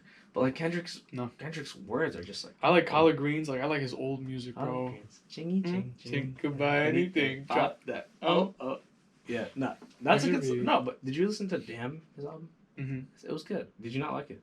I feel like his voice, his cadence. His cadence. You don't like it that much? No. Yeah, you don't have to like it. It's diverse. It's like definitely Nav. not You don't normal. like his voice. I don't like Nav's voice. You love his beats? Yo, Nav's producing. His ability, bro. Swiss Beats. I mean, all those guys. Crazy. Bro, Wheezy Productions. Oh my god.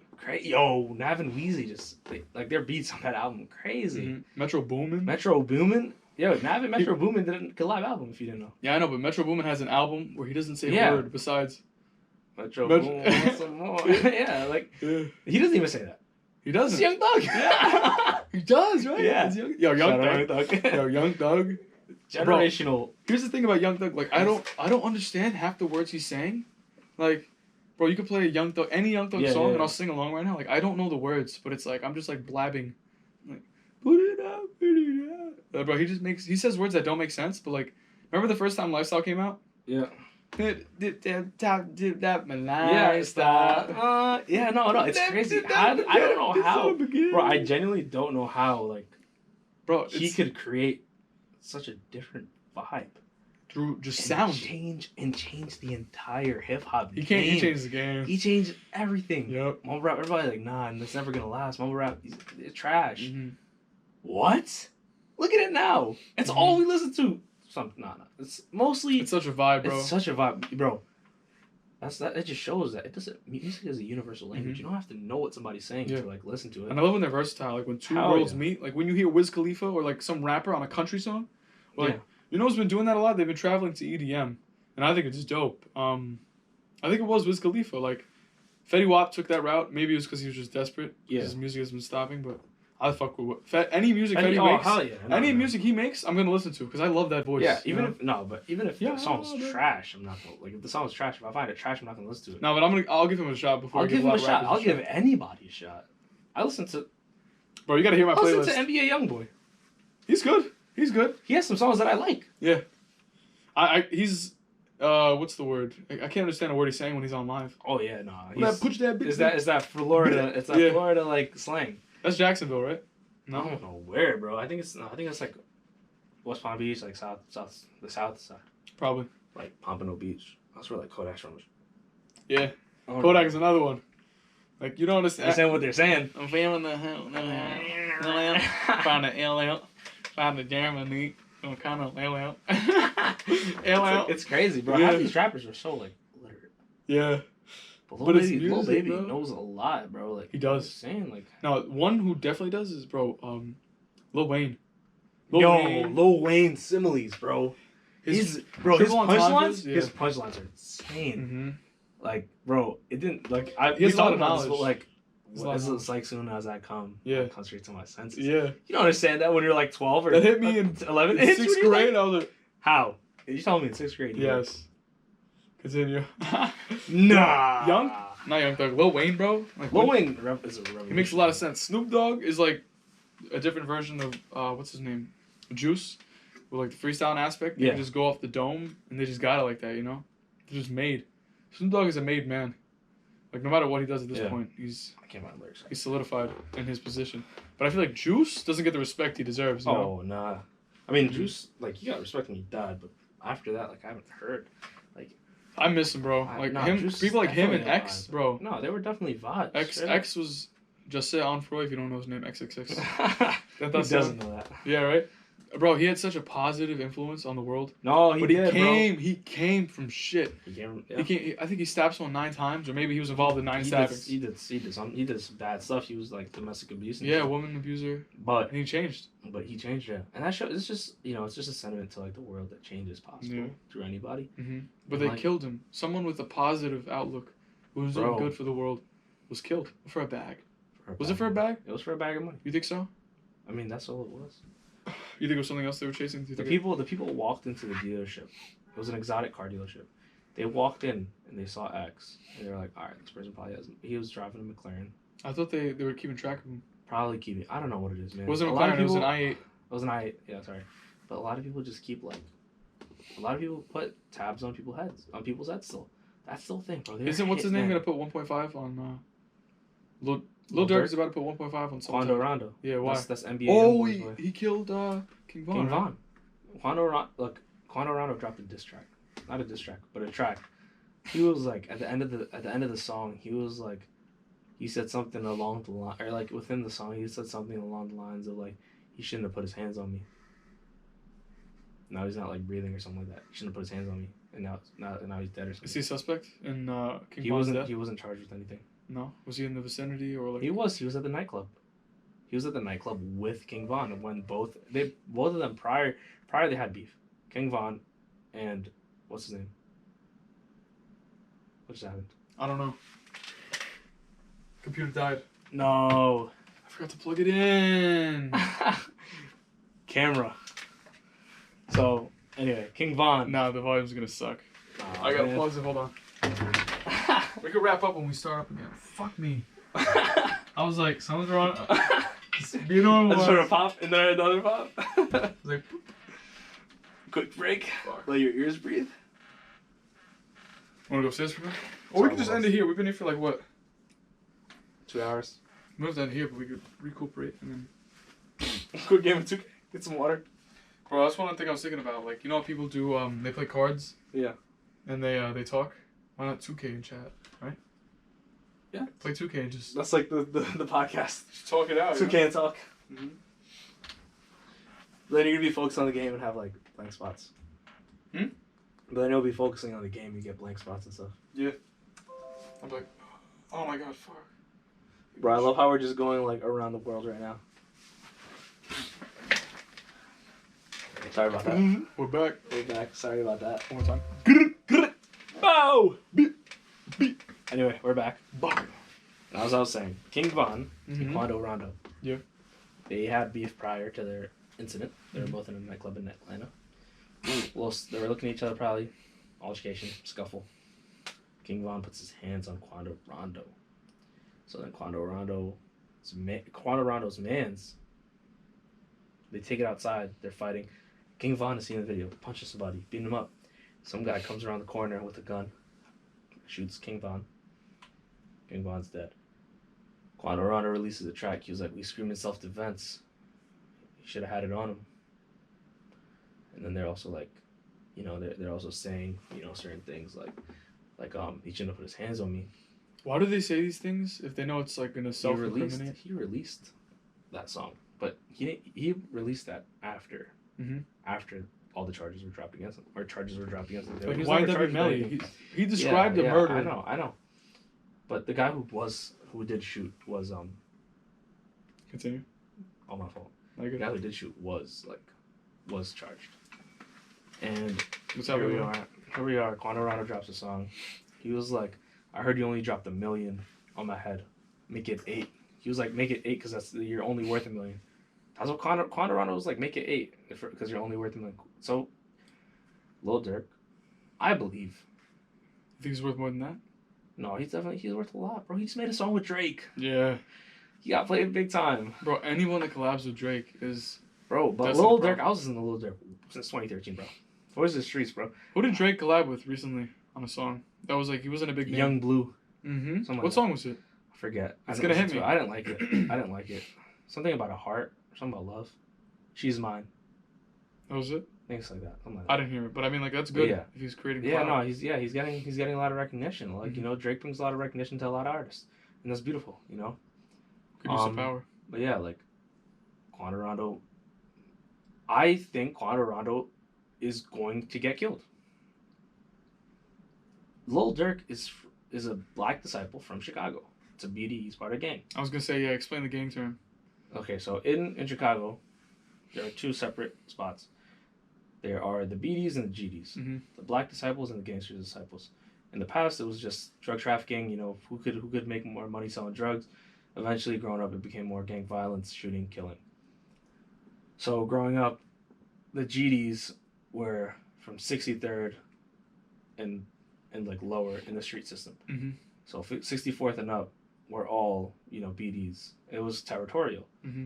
So in terms of the gangs, Lil Durk and King Von and all these rappers that you see, Polo G, I think Polo G, but like Chief Keef, they're from O Block. O Block is where King Von is from. That's like the Black Disciple area. That's when they linked up, right? Was it him or was it Durk that linked up with Chief Keef? I don't know, bro. Oh no, it might have been like Polo G or some shit. I don't know. Yeah, maybe, but Where's Polo G from? he's from Chicago. He's more with Lil Durk and OTF. Exactly, yeah. OTF is only the family. That's Lil Durk's brand. I'll phone him. Mm-hmm. I don't know, but like OTF, Yeah, that's his brand and that's his thing. That's his what is it called? His label. Mm-hmm. That's what he started. And so basically, King Von just disses all of GD in the songs. He's like, we not from 63rd. 63rd is GD area, like Mm-hmm. fuck 63rd, So he says, and so when he says that, they all take, Mm-hmm. Offense, yeah. Yeah, but the gang violence picked up. It started killing, People started killing, like, if you ever heard King Von talking about Tuka. Tuka was a 15-year-old kid that they killed due to gang violence. And then Lil Mark, Tuka's brother, made a song, like, talking about, and then they killed somebody in the BDs. So the BDs retaliated. They killed Lil Mark, and it just went back and forth. L.A. Capone, Mm-hmm. he's a rapper, he's a BD, he got killed. All these gang violence started, because of, people wanted to, we smoking on Tuka Pack, we smoking on Dead Ops. Mm-hmm. That's the... for those of you who don't know, it's like you take the ashes, you roll it up, you're smoking someone's ashes. Yeah, it's like, you're like, we smoking on Tuka Pack, we smoking on Dead Ops, like, you just disrespect them. That's the, like, Lil Durk says in his song, he said, what, you smoking on who? That's the fastest way to die. You said, what? You smoking on who? Fastest way to die. Mm-hmm. Like, Lil Durk has enough money, he doesn't have to do the killing anymore. He just has to give somebody, I'm gonna put a bounty on his head. Mm-hmm. Whoever does it is gonna get money. As long as they can hide the strings, but I mean with Rico and all that other shit. Rico story, speaker knockers? No, I'm talking about like the act that can incriminate them. Oh, even if you don't kill them yourself, you're still involved. I thought about Rico story. If you ever heard Rico story by Speaker Knockers, it's like that was the first like storytelling rapper I've heard. Besides like that song by Nate Dogg. That song by Nate Dogg and Warren G. Which one? I had to regulate. Yeah. Like that song's telling a story. You know what I'm saying? Like a lot of old rap tells stories and stuff. But in the newer age, in terms of auto-tune and new music, Speaker Knockers was a young kid. Is that not Big Pun? Pardon me? Nah, which one's Big Pun song? I thought that was Big Pun, right? No. I'm sorry, keep going. Sorry. So I was like, okay. It was good. Like, I enjoyed, like Speaker Knockers made a song called Rico Story. Mm-hmm. And it's just about, it's like a story about a kid who's gang related and starts robbing and and it's like such a good like the story told is amazing. Mm-hmm. Dude, like I wanted like I kept this, but unfortunately, Speaking Actors passed away. Mm-hmm. They said that he changed the game. He did. How? His auto-tune and his beat making. Really? And like everything you heard, like he was revolutionary in terms of like. They talk about him so highly. Yeah, no, Speaker Knockers was amazing. Like they compare, like they say, like, oh, Nav is trying to be Speaker Knockers. Like, I don't really know. I never really heard the similarity between Nav and Speaker Knockers. But Speaker Knockers, what he did was just like, I don't know if you ever listened to, but like his music was just good. It was like, it was a bop, Mm-hmm. It was like, it had to do with like everything. I was like, yo, this is fire. Like I was listening to the Speaker Knockers like before he died. Lonely. Yeah, like that. This is a bop. Mm-hmm. Like, you know what I'm saying? Like, it's just a vibe. Like, it's different. Nobody ever used to listen to that. So. Even though it wasn't well polished, Bro, he was the first to use, like, he was using auto-tune and, like, all that, and, like, he was just using it and made it sound good. Like, T-Pain got a lot of backlash for using auto-tune. Yeah, he's a legend. Like, you hear him sing. He started that. You hear him sing without auto-tune. And then will.i.am began the auto-tune. The wave. Yeah, basically. And it's like, a lot of people are like, they try to shun it for so long until it just like, I gotta listen to it. And then it's like, Travis Scott now. Yeah, but that's all he does. I feel like he lacks a lot of talent. Don't get me wrong, he's a fucking ambassador. Yeah. This dude knows how to make business moves. He knows how to use his popularity. McDonald's, PS4, Jordan. Holy. What, Sony? Everything, bro. That is PS4, but I mean, like, with everything. But I feel like his lyricism. Some people don't have lyricism, but they have vibe. Like, that's like some of his old songs. You gotta listen, bro. Honestly, listen to the song Wavy by Lil Keed and Travis Scott. Travis Scott is crazy. I think Rodeo was great. I like his older music. Rodeo. Yeah, like Beeps in the Trap. You know why you like Beeps in the Trap? Because the person who made the beat. Nav? Yeah. It's a good song. Like, bro, I was at the concert when Nav sang that song. Like, it was like, bro, that was the song that had the crowd going the craziest. Really?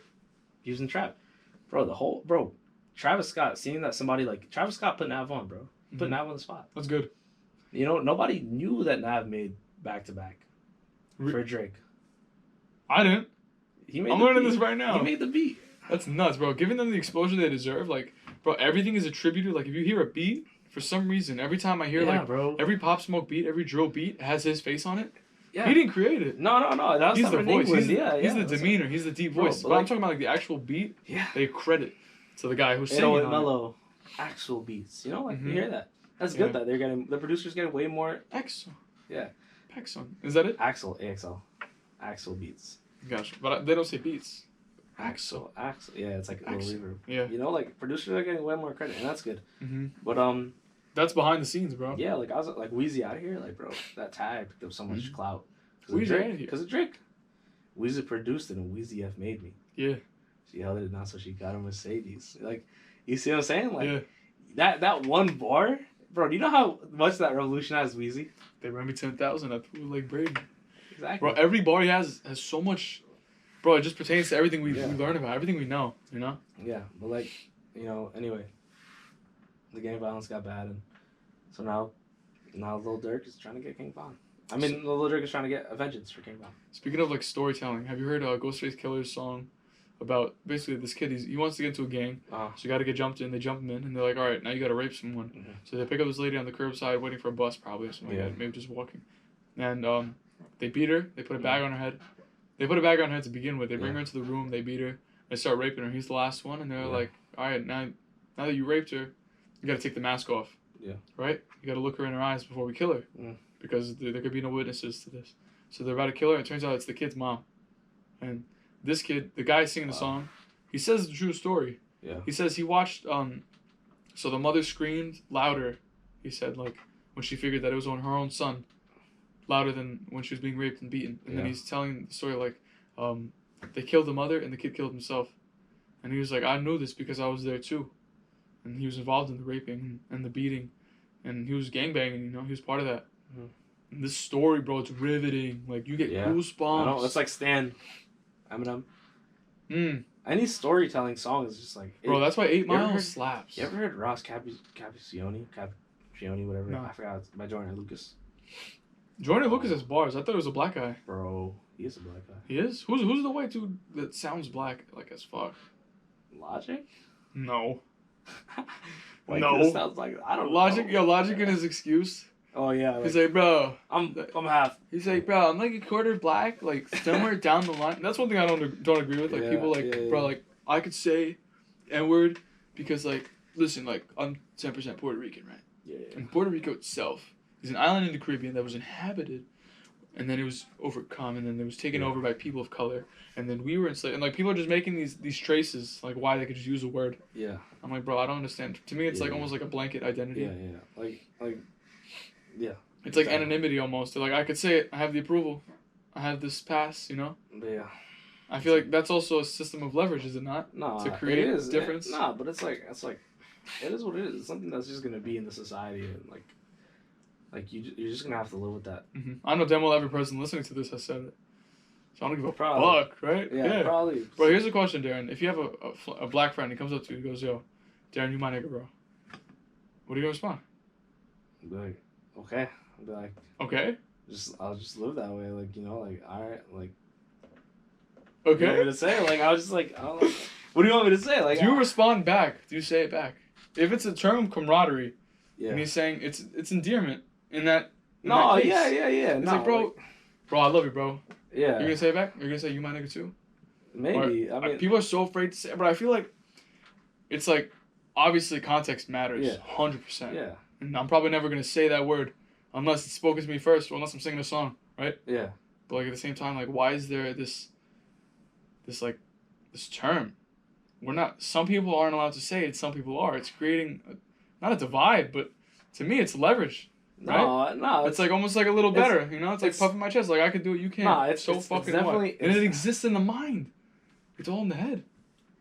Honestly, I feel like it's there, like like it's just I think like obviously freedom of speech exists, but out of respect. Absolutely. If somebody's like, yo, it hurts me to hear when you say it, and like you could tell.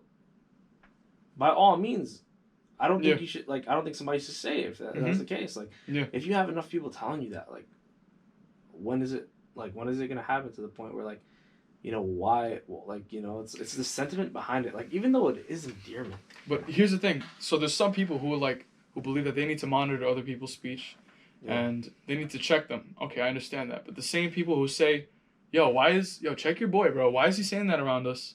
And then they say it themselves. They're like, bro, do you know the history of this word? Yo, don't say that shit. And if someone says it to me, that'll never happen because I'm not gonna slip up. And maybe I do. Yeah. I'm a fucking human. All right. Check me. Thank you. Right. Yeah. That's the moral. Yeah. That's the purpose we have. But at the same time, if someone's like, bro, don't say that. I don't like when people say that word. All right. It has strong values. I'm like, okay, I understand. Thank you for bringing it up. And then they say it themselves.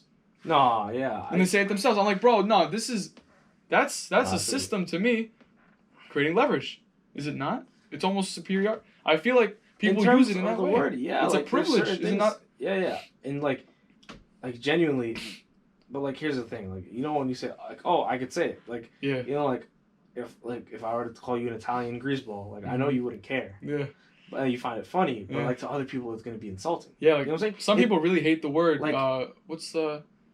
I'm forgetting it. For Guyanese people. No. For what? For the Italians, like. Oh, Guinea. Yeah. They hate it. I don't know how I forgot that I'm Italian. Yeah. Bro, but it's like. Excuse my French. I mean, like, bro, if you're using it in context, first of all, it's a word. Yeah, okay? straight up. If you take us out of Earth, you go to another planet, and like someone just tells you, the first thing you can't do is just say that word. Yeah. Like, why can't I make a sound? I'm not allowed to make this sound. I'm not allowed to. No, my vocal cords can't stretch at this straight up. That's at this frequency because it bothers you. Like, honestly, like that's what I'm saying. Like, there's a certain extent where things just like there are things that shouldn't be said. Are people going to say There's a time and a place. Are people going to say it? Yes, bro. And everyone watching it, everyone who is judging or may judge me for saying it, has said it themselves. Nobody will ever like stop. Like nobody that word is going to be used forever. And especially around certain people, you realize when there's like certain adults that are like really ignorant. Like bro, technically speaking, nobody should use it. If that was part of my history, I would never want to hold on to that. In my opinion. But all right, so here's the difference. Tupac talks about, right? He says, a nigger was someone in chains, right? Yeah. He said it was less than a man. Yeah. It was deemed as less than human. Yeah. And then he said a nigga is someone who has his own chain. And I think holding on to the chain. I see what you're saying now. It's like, why is the chain still relevant? You know, it's still holding them down. You know, it's still a system where it's like it's demeaning. I understand what you're saying, but like recreating oneself, can you recreate a term? If you can recreate yourself, right? Like X, or someone who's overcome drug addiction, can they recreate themselves? Yes. Can you recreate a word? Who's it up to? Who is determining? The beholder. It's the person who's using the beholder. So each person. I think each person has a different way of using it, bro. If somebody's gonna come up to me and you could see that they're clearly racist, you know, and they're using that word. Yeah, bro. I've heard the ER thrown around. Like when people say it, I'm like, yo, why? Like why, bro? Like you gotta put a pause on that, bro. Like, but like there's also like. If people, you know, I don't think that word should be used like ever. I want to take it out of like vocabulary. But it's so prevalent in music. It is prevalent in music. I think that's the main thing. I think that's the main thing. In terms of culture, in terms of the music that you listen to, I think that's the main reason why people say it. Yeah. Why? That's why. That's the part that's so confusing to me, because the environment that I'm in, it's not used like that. Like it's so different, and I know people that live in these suburb areas or these rural areres, and like that is just thrown around, and especially because there's no diversity, you know. But here's the thing: they'll just be like, "Yo, fuck this dude. I hate Obama because he's black," and they'll throw it around every second. Yeah. Every other word, they're saying it, you know, because there's like this hatred with them. But but that's around us, it's different. But yeah, we also have to understand that like when people use that word, they like it's the connotation. I understand what you're saying, but like, why like just because the meaning is being changed doesn't make it better, because that only increases the more people say it. It shouldn't be said at all. I don't care if you're black, white, blue, or red. I don't think anybody should say it. And if we do say it, if somebody does say it, you know, like what will happen, you know, that's up to the people that you're around. But in my like genuine ideology, like for me, Guyanese people were called coolies. Like, you spell it? Spell it? Coolie. You're a coolie. It's like that's your slave. Like you're a slave, basically. When you're indentured servants, they're like, oh, you're a coolie. You know? Are people throwing it around like that's my coolie? People don't throw it around. They don't, they shouldn't. But like, I don't think any word that degrades a human should ever be used. Whether it's the context, that's a good point. Whether it's the context of like you're my brother, or like you're my friend. It should never be used. Like, you should get rid of that in your history. Nobody goes around in Guyanese culture say, yo, what's good, my Kali? Yeah, but there's certain things you can't erase. You can't just erase it. No, you can't erase it, but it should be remembered, obviously, but like, it shouldn't be remembered for all the bad, because there are people who use the word in their songs, and it makes it good and stuff, but like, why? Like, what makes it so urgent that you have to say it?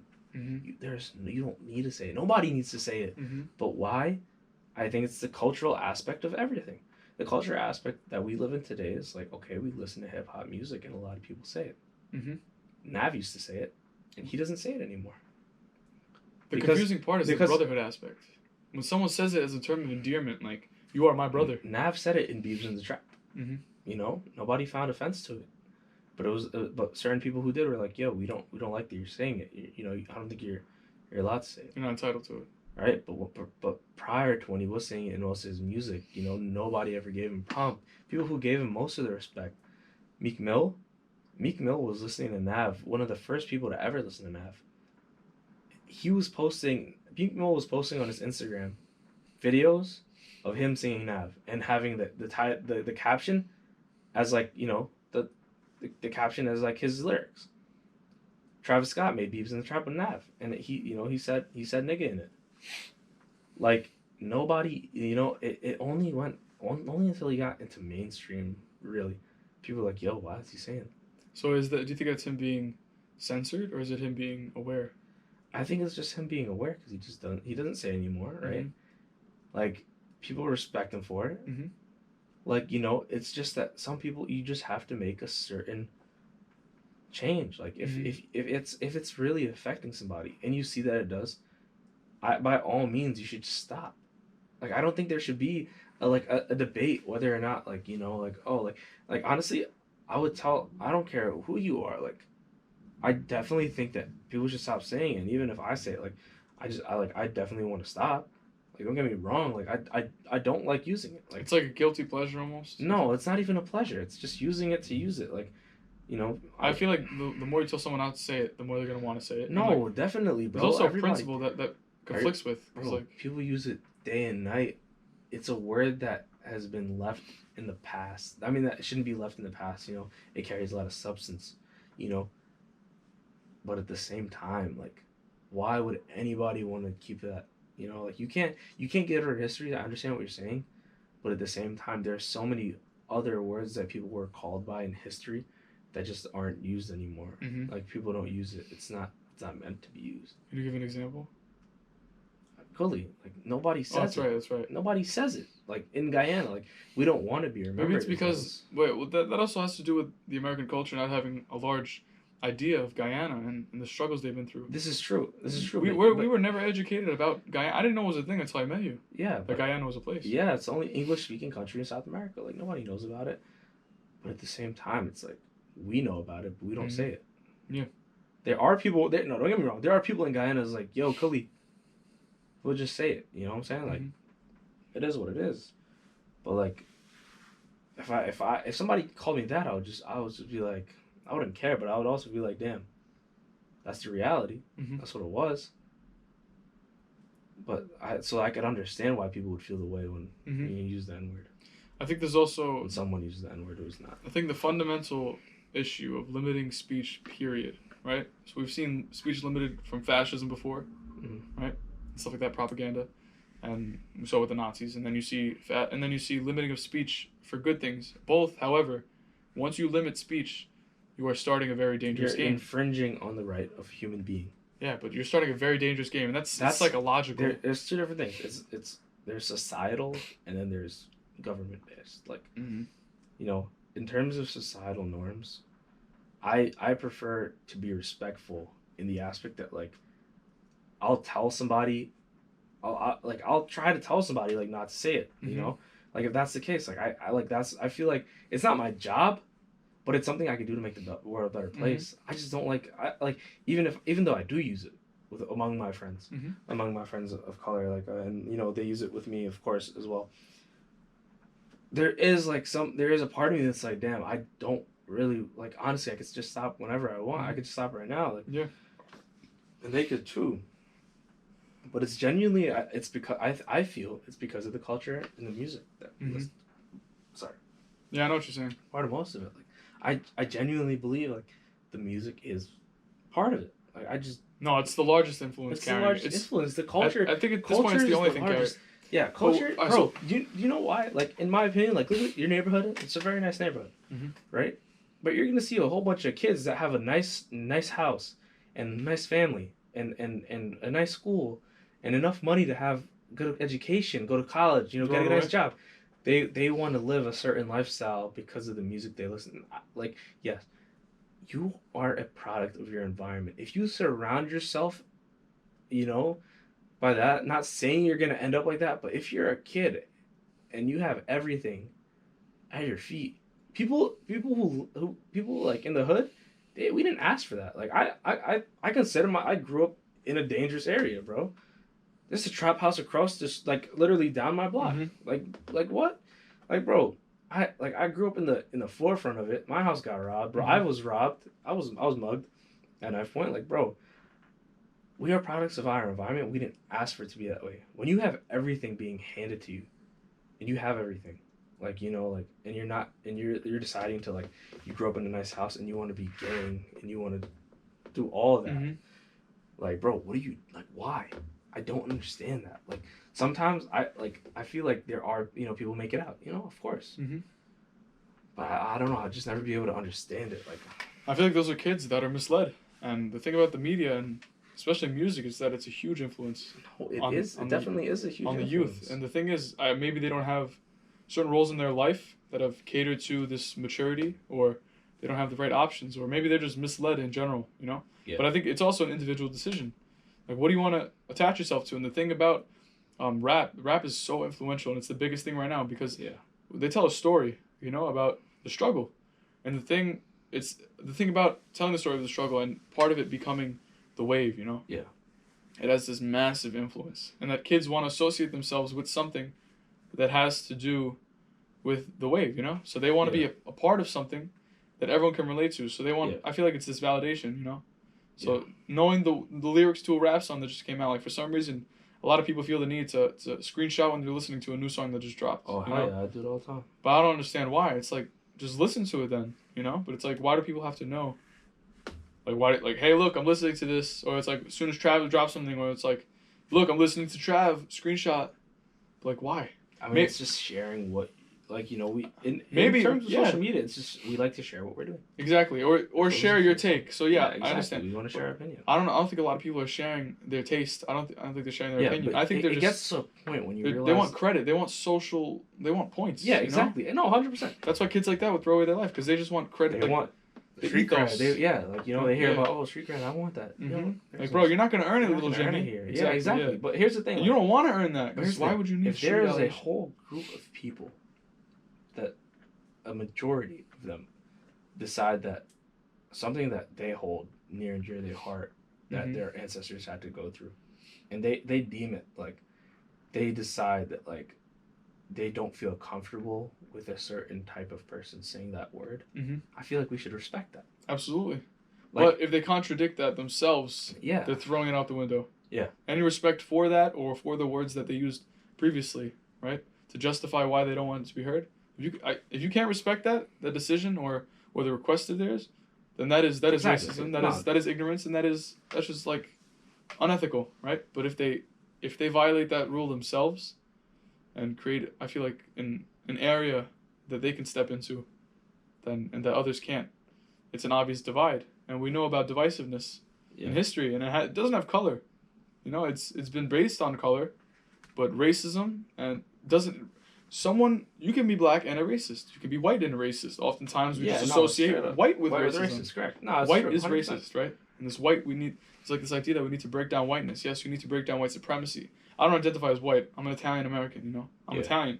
Someone calls me white, I'll be like, okay, I guess if you want, fuck it. I don't really give a shit. Yeah. But in my eyes, I'm a Sicilian, you know? Yeah, straight up. I'm an Italian man. So, like, that's what I identify with. And I also agree with breaking down something that was, because, like, America has come from a very terrible past. And, like, but I feel like America also came to terms with it. Just breaking down those old institutions and, like, these ways of thinking. And the ways of thinking are still very much alive. And we live in an urban area. So maybe I'm ignorant to the racism that exists because we're not around it as much. In my genuine opinion, I will say this, like, as a minority, I think there is no other place, there's no better place to be as a minority than here. In the city, where you can mix. Not even in the city, but, like, in America. Absolutely. In certain parts of America. We are so well equipped for change. I definitely think that there's no better place. And here's why. Like, I know for a fact that in Canada, there is so much racism against Muslims. I've seen it. In America, too. Don't get me wrong. But it's definitely especially because of 9/11. Exactly. No, straight up. The Islamophobia. Exactly. That like. We know a lot of Muslims. We're friends with the ton. Exactly. Isn't that crazy? Like, because we look at Israel and Palestine, right? And they're going at it. And then in our friend groups, on my couch, we'll have a Jew sitting right next to a Muslim, next to a Christian, right? Next to an atheist, next to whatever. Yeah, exactly. A Hindu.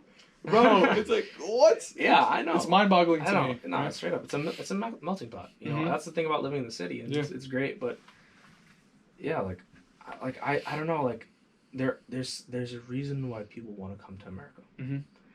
It may not be the land of the free. You know, there are rules. There are regulations. The American dream has changed. The American dream has changed, and there are barriers that people have to go through. But if I can say that my parents came here as colored people and they worked their asses off and they made it, why can't somebody else? I understand that there are societal issues and there's constant generational things that keep going on, but there are people who break it. For example, Lil Baby, he broke that. And yes, for most people, it is like you make it to the league or you do music. That's some of their only options.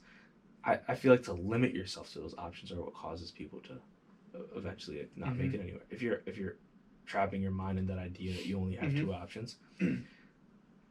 But then again, that is the community. That is your environment. That's the product of your environment. You know, like you have to find something or someone that can like change it. You know, like when rappers make it big, you see how much they promote getting out of that gang lifestyle. Young Thug offered Lil Baby like $1 million or a few million to stop selling drugs, to stop being a dope boy. That's amazing. Young Thug paid him. He was like, yo, you like stop it, bro. Like Young Thug was like, I'll give you money to stop, because even though Lil Baby was making it big, he was still moving bricks for like millions of dollars. Because Young Thug saw that, he was like, yo, get out of that. You're better. That's than leadership. He was like, and take your family, take your friends, and get them out. Lil Baby took his whole family on a private jet to go to like, you know, to go places. You know what I'm saying? But then what if someone argued that like by leaving where he's from and forgetting the rest of them behind, oh, he does give back, you know? No, he doesn't forget. But what about a man being a leader? Is a he man gives or a back woman to schools amongst? No, but a leader is amongst their people, of right? course, and he is though. Like honestly, you want to get your family out 1st. Family first. Honestly, by insinuating that you want to get them out, by saying that you want to get them out, you're insinuating that like that was the problem in the first place, which it can be. It can be. But at the same time, it's like, does it change? Do you get what I'm saying though? I feel like I kind of lost what I was saying though. I mean, you know what I mean though? Like, no, I could get you're taking that, you're saying the hood is the problem, and like if they can't say that, then like how are we gonna do anything about it? But also, how can you be a man of the people if you're not with the people, right? But here's the thing, let's say you have a lot of money, are you gonna move your family out like to a nicer place? Yes or no? Be honest. If you have enough money, like Lil Baby, to move your family into a nicer house with more space and luxury, would you do it? Mm-hmm. I would do it, bro. I feel like at the same time it kind of defies his own principle, right? No, but listen. He still is there for his community. That's true. He gave back to his school in terms of scholarships. Mm-hmm.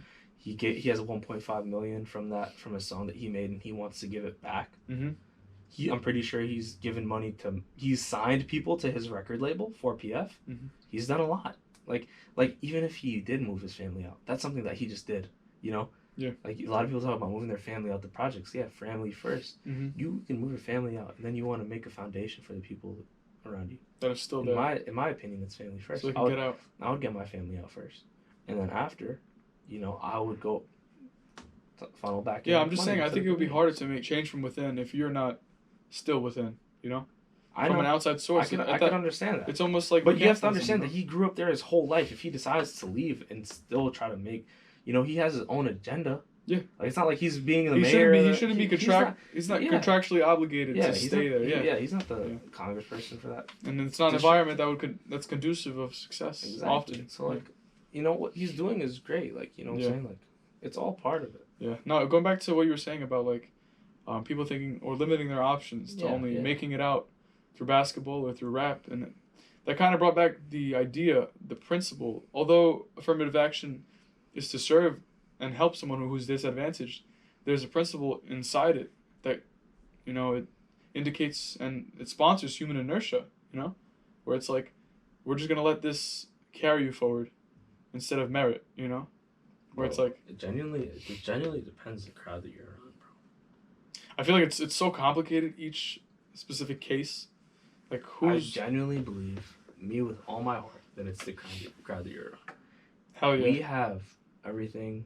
We have the brain to make decisions, whether or not we should do something or not. It's upon the individual. It is upon the individual. It's your burden. If I decide not to do something, so be it. But if I'm deciding to put myself into something that I know will have a negative outcome, such as joining a gang, you hear it all the time. If you're hearing like rappers who came out of it saying don't join it, stay in school, focus, like, yo, get your high school diploma, do something. I have nothing else to say to that. Like, yo, like, just listen to the people who went through it. Yeah. We yell at our parents and we're like, yo, you'll never understand, and like, but we know they're right sometimes. We'll always say, yo, mom was right. We should have never done that. Mom's never wrong. I'm telling you, like, bro, if I kept hanging out with certain people in elementary school and I went to a middle school that was bad, and if I didn't have my mom pushing us to get out of like the schools in our neighborhood, I would have been so different, bro. So what if someone says that you were whitewashed? They're like, why do you want to get out? Why do you want to not assimilate with your own people, but instead acclimate to a different level where it's it's more white, you know, where it's more proper, more correct. Are you changing? Are we giving our Darren? Are we allowing him to be changed? Maybe you think it's a yes and a no, you know? Because is it whitewashed? Someone might hear you articulate and say that doesn't sound like a minority, right? Be like, he sounds whitewashed. That's good.